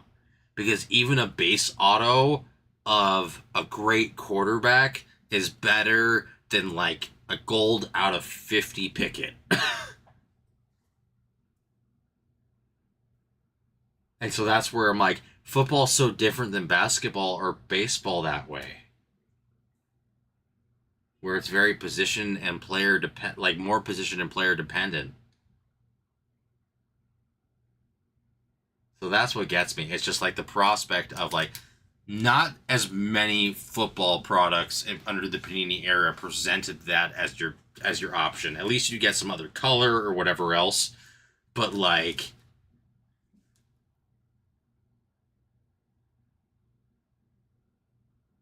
a 4?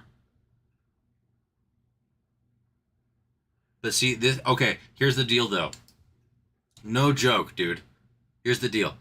If that happens with a Topps card, you can send it to Topps and they like again, you'll either get a different like an altogether different card or they'll remake it for you. If the card grades less than an 8, they will remake the card for you if it's a big card. You know what I mean? So like that like if it was so for the here it'd be an Aaron Rodgers orange out of 25 for Topps. If that came back at PSA 4, Topps would try to rectify it for you. Whether you actually got that card back, who knows? But you would, again, if they can't replace it within the right, I think it's 6 months, they owe you like 200% in value as well, based on their terms and conditions. So Topps at least, I 100% think PSA fucked that up because it was a crease that wasn't there when you just sent it off. That sucks. But the good news is that, again, at least if it was a Topps product, you could make a claim. As long as you have your receipt, you can make a claim and be like, look, this is what came back. I didn't see the crease at first, but it's there, and it's a PSA 4. And they will try to make it right, whether it be reprinting the card or giving you other cards that are equal in value. And if they don't do it within 6 months, they owe you 200% value. It is objectively hilarious. No. You kidding me? I can only imagine doing that and be like, what the hell caused it to get a 4? You know what I mean? Because you're looking at, I'm sure we looked it over for you and we talked to you about it and being like, hey, this card looks pretty clean and, probably 9, maybe 10. And it comes back a 4.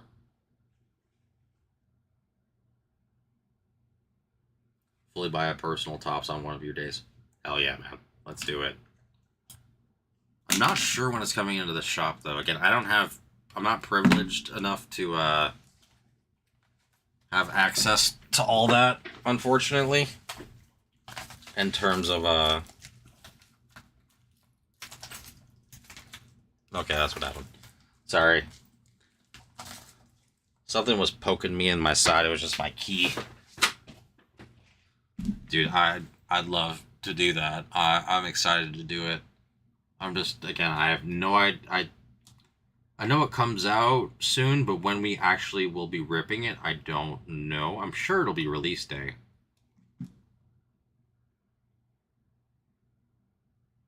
Right. No, again, that's when we're supposed to get it, right? You just don't know what's going to happen with the mail anymore. Unfortunately, with the cost of gas going up due to world circumstances, again, I'm not trying to get political here, but things have been delayed a little bit more. Dude, let's do it. If I had the money, I'd get one too, but I'm trying to save a little bit, mainly because I'm cardboard rich, but I'm not necessarily rich right now. Like I've been having fun with some rips because I've been doing well, and my Pokemon is doing nuts. I've gained, let's see, it was 84% of my value on my cards in the last 6 months, overarchingly. I've almost doubled my value. And like half of that was the last 3 months. But I'm trying. But again, I haven't sold anything yet, meaning I don't have any money. But I'd love, dude. Let's do it. Let's freaking rip. I want to see it. Hold on, let me see. How much is Silhouette? How much are we selling Silhouette for? It's 5 autos. Or 4 autographs or memorabilia, but... Oh, wait.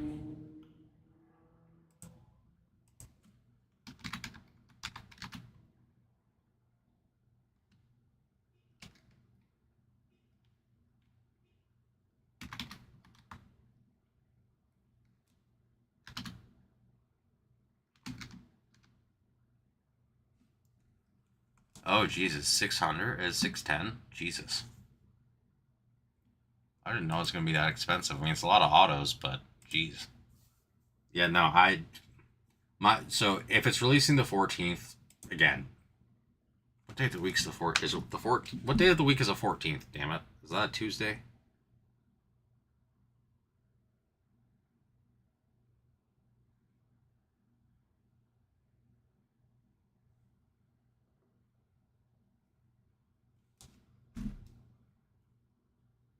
It is a Tuesday. It's next Tuesday. It's next Tuesday? Jesus. Clearly, I'm tired. I couldn't do math from the 7th to the 14th being a week from today. I'm a genius. Um, yeah. To be fair, I was stuck in traffic for like 2 hours unexpectedly last night. Freaking car caught fire on the I-5 South. Took them 40 minutes to put it out and no one could move. And so I did not sleep very well because I didn't get home until like 11:30. It's crazy. Um, yeah, no, I want to rip for y'all too. It'll be freaking sick. I love it. I love the. Here's the thing. There should be a lot more ripping going on with it coming out. Only be. You know, I just noticed. Sorry. Complete ADHD moment here, and no hate to you, Nick. But Nick, Casey has chatted way more than you, and somehow YouTube's ranked you still number one. I just want to know how they rank that. Total ADHD moment.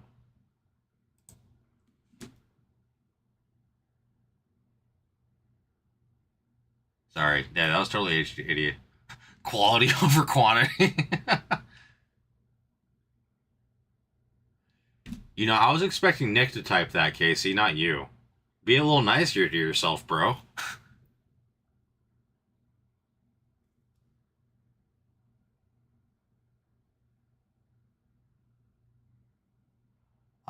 But no, we should be ripping a lot more once that's again fully the case.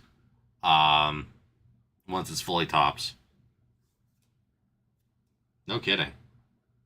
Um, but yeah, no, we will be once Tops football comes out and Tops is like again Tops is already fully the situation, but once it's actually that, here's the thing: we're probably going to go on a personal mayhem run, whether it be people wanting to take the breaks and like killing it. Um, John Kaler is back, which I know you guys remember him. And he loves his football. So I'm imagining, again, I don't know how much he got for himself, but he probably is going to want to rip some of that too.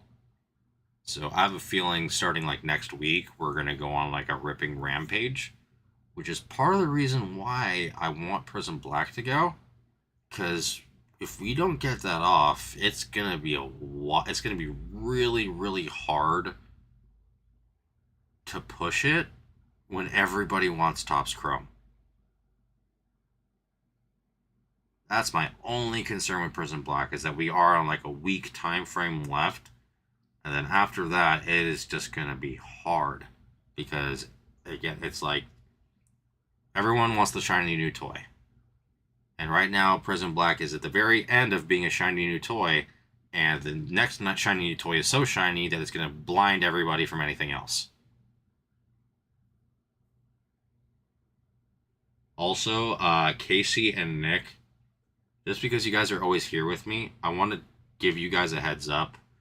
Um, if you haven't seen, I had to change the description, and if you want to take the spot, I would. For the NIL, one, the NIL has the biggest checklist of them all for Prism Black, but two, when I put base guys, I didn't mean like just base cards. You get base cards. You get the refractors for NIL, or sorry, the silvers. You get all the numbered cards for that are based non-auto. You get all of the inserts. You get all the insert refractors, and you get all the numbered inserts that are not autoed. It is a huge spot for $19. So I just want to let y'all know that, like, again, I couldn't put that in the description. It's just too damn long. But it's a huge spot for 19. If y'all want to do a filler to flip a coin for it, I can always do that too. Or if y'all just want to race to the store, send for Colts.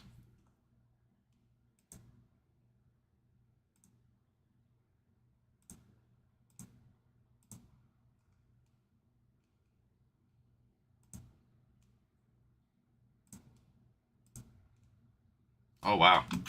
Got you.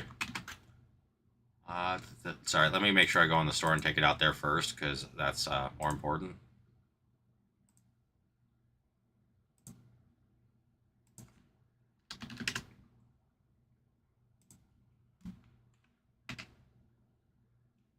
But yeah, the NIL-based numbered spot is honestly the strongest spot for the price, in my opinion, just as a heads up.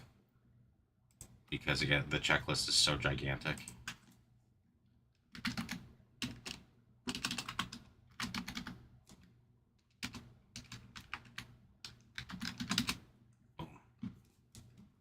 The kill's exactly 300 now.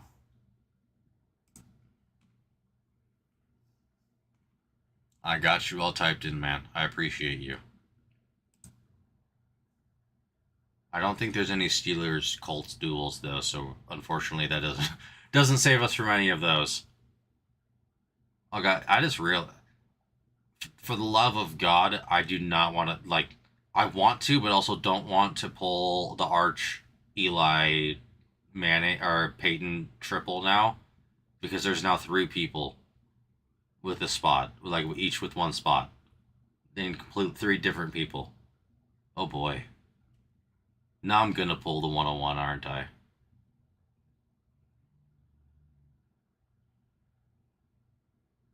Vinny Testaverde? Nice. I mean, dude, they're still Manning. Is it Reggie Wayne, too, that's in there?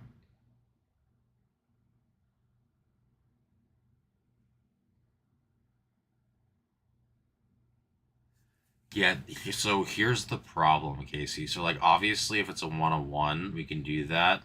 There's a few things. One, we will not sell it for you. Like, that's just not something we do. Um, like, we just won't consign it. Um, at least as far as I've been told. It might be different if it was a 101, and I could be misquoting that. But that's what I was told initially. Um, I definitely would agree that it's probably it's a split and sell.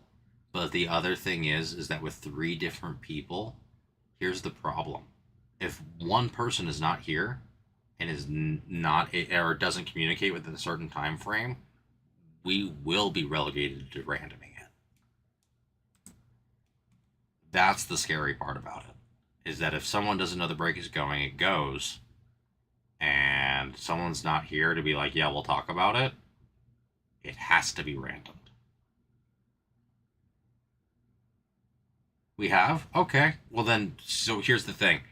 One, again, I would say, one, I haven't hit a card that's golden worthy right off the bat, to be fair, right? Like, I would say the closest one was probably the Purdy Montana, what do you call it? Steve Young triple patch from, what do you call it? From Prism FOTL. But again, I haven't had a golden card pulled for me personally. I was told that we don't do that, but I also have never hit a card of that level. Close, but not quite there. So it could be that if we hit something that monumental, that we do it. That's something, like, honestly, dude, for real, if that happens, that's like me calling my boss if he's not watching and talking to Alex and be like, hey, we just hit this. Do we consign? You know what I mean? Like, do we send to Golden? Can we work that out? And odds are the answer would be yes. Like, that would be a situational thing there. Obviously, what I spoke about. I think it's probably just a general rule on, like, you know, you hit a gold out of 50 that's $300, that's worth $300, right? Like, I don't think we're not gonna okay consigning it and splitting it for you. But if it's like a 10, 20, 30K card, oh yeah, no, if it's something like that, I assume so. But here's the thing too. The difference is there, Casey, is that is your personal hit. It wasn't randomed or anything, if that makes any sense. Random cards, we don't consign. If it's randomed, I'm pretty sure we don't.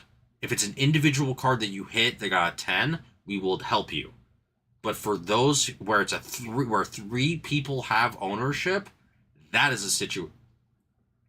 We were smaller, but yeah, no, I can tell you, dude. If it's so now I understand.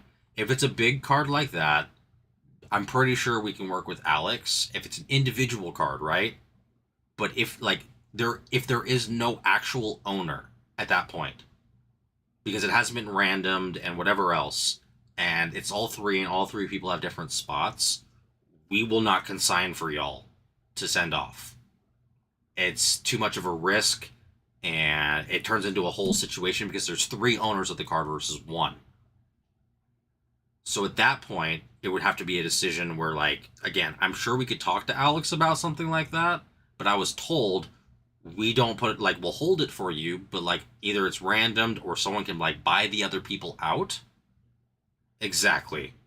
It's more like someone, you can either buy someone, you can either have an agreement where some people are bought out, we random it, and that's about it. Or we can hold it while the discussions are being held. Other than that, we cannot consign it because there's technically three owners, and there's too much that could go wrong too easily. So that's more what I was talking about. Your T-Law Red Shimmer situation, absolutely, we can do it. It's your individual card. It's yours. There's no one else who's dealing with it, and you know what I mean? There's no other person who can claim legal ownership. At that point, it's just too messy with a triple. Even a duel's messy, but a triple especially. The only other thing that I could see happening is if, like, literally it was something Alex wanted and he would make an offer himself on it. But that's going to be limited on what scope that is. So yeah, no, that now I see we're actually on the same page, but just again, the answer is different depending on the situation.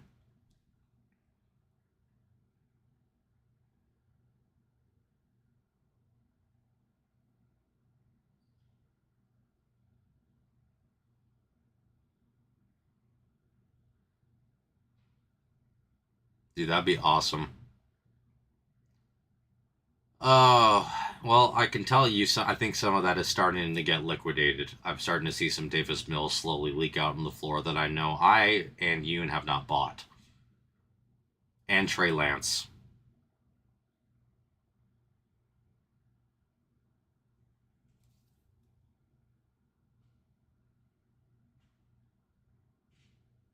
I can't judge though, man.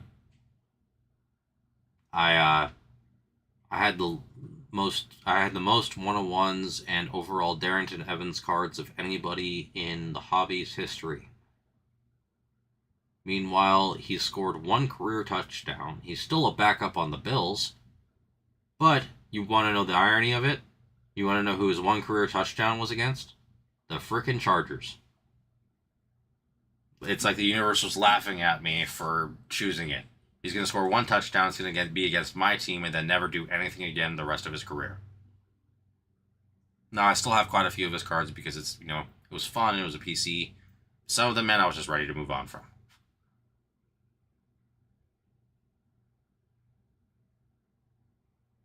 Hey, you know what? At least Zach Wilson achieved the MILF Hunter status off the field. No, brother. And when I'm talking about it, dude, I'm talking about I had 9 of his select 101s. 7 RPAs, 1 auto, and 2 base.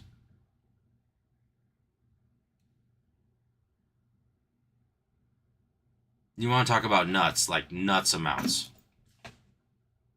Like, I had his almost entire select run. Yeah, brother. Yeah. It wasn't, so here's the deal. It wasn't that expensive for all of them, right? Like, the first one that I paid for was the Shield, and I way overpaid for it because it was 2021 at that point, and that was a bad purchase. The rest, not so much. And I had some that were gifted to me and other things that I got very cheap, and some of that stuff I still hold. But the amount of money I invested there, especially looking back at what I could have been buying in Pokemon-wise, and that I didn't, I'm a dummy.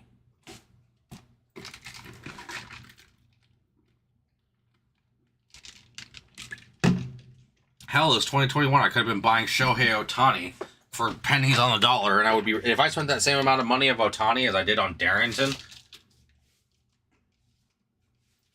I'd have a house, not a condo.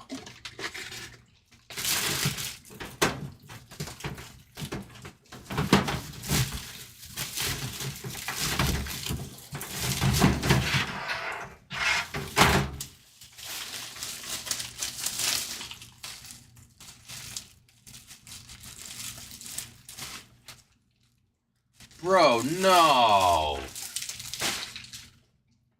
No, that dude, that breaks my heart. I'm sorry.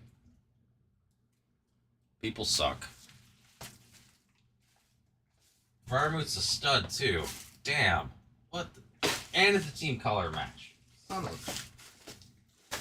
That's upsetting.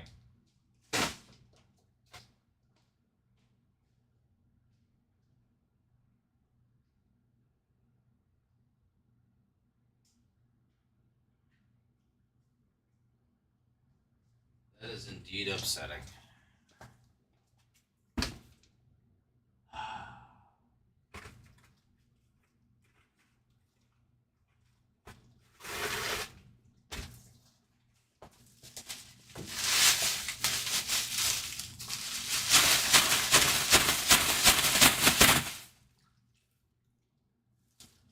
Show to deliver.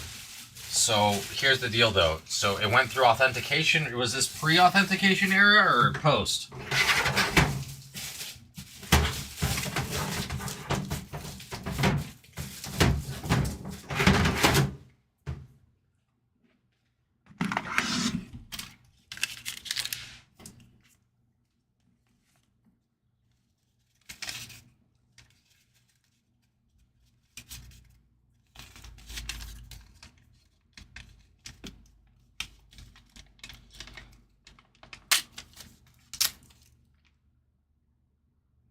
Was in the era where you sent cards to them. Okay.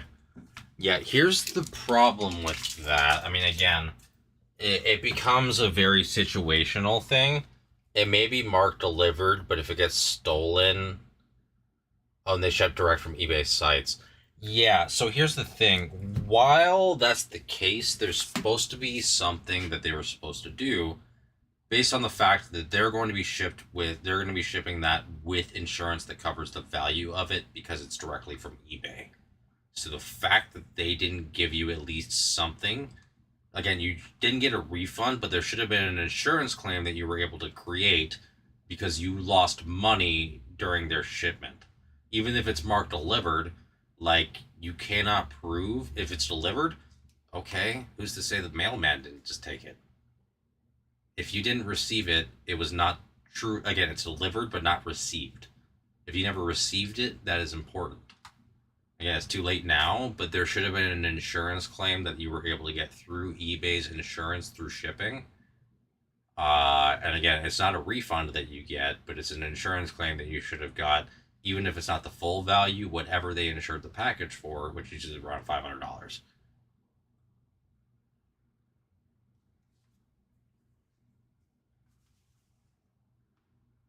Yeah, I mean, the only thing you could have done, sorry guys, it's gonna be the end of the night too for me after I finish saying this.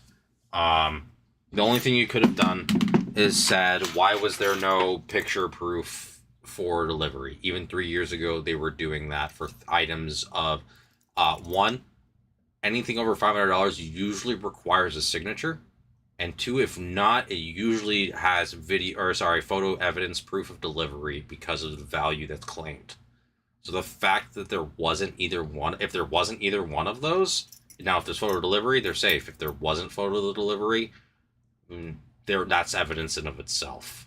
And again, I was raised by a lawyer, so I know too many things about stuff like this.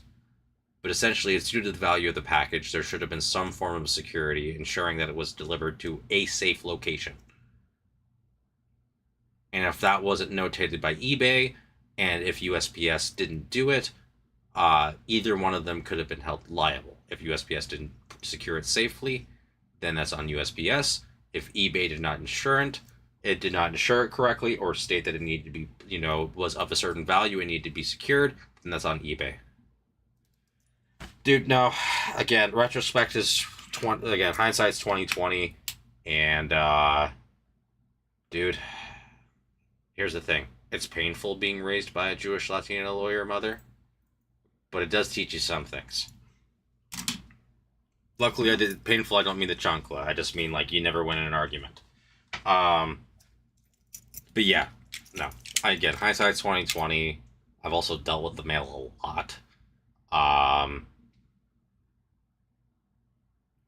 Yeah, right. I learned a lot, but trauma. um, yeah, no. Again, it's not too dumb, dude. I just know too much for my own good about random crap that doesn't do anything other than help people realize they could have done something 3 years ago, I guess. Um, yeah. I'll see you next Tuesday. Thank you, Nick and Casey, for hanging out with me. Thank you to everybody who came in tonight. This is the end of my night. I'll be back with y'all on Thursday.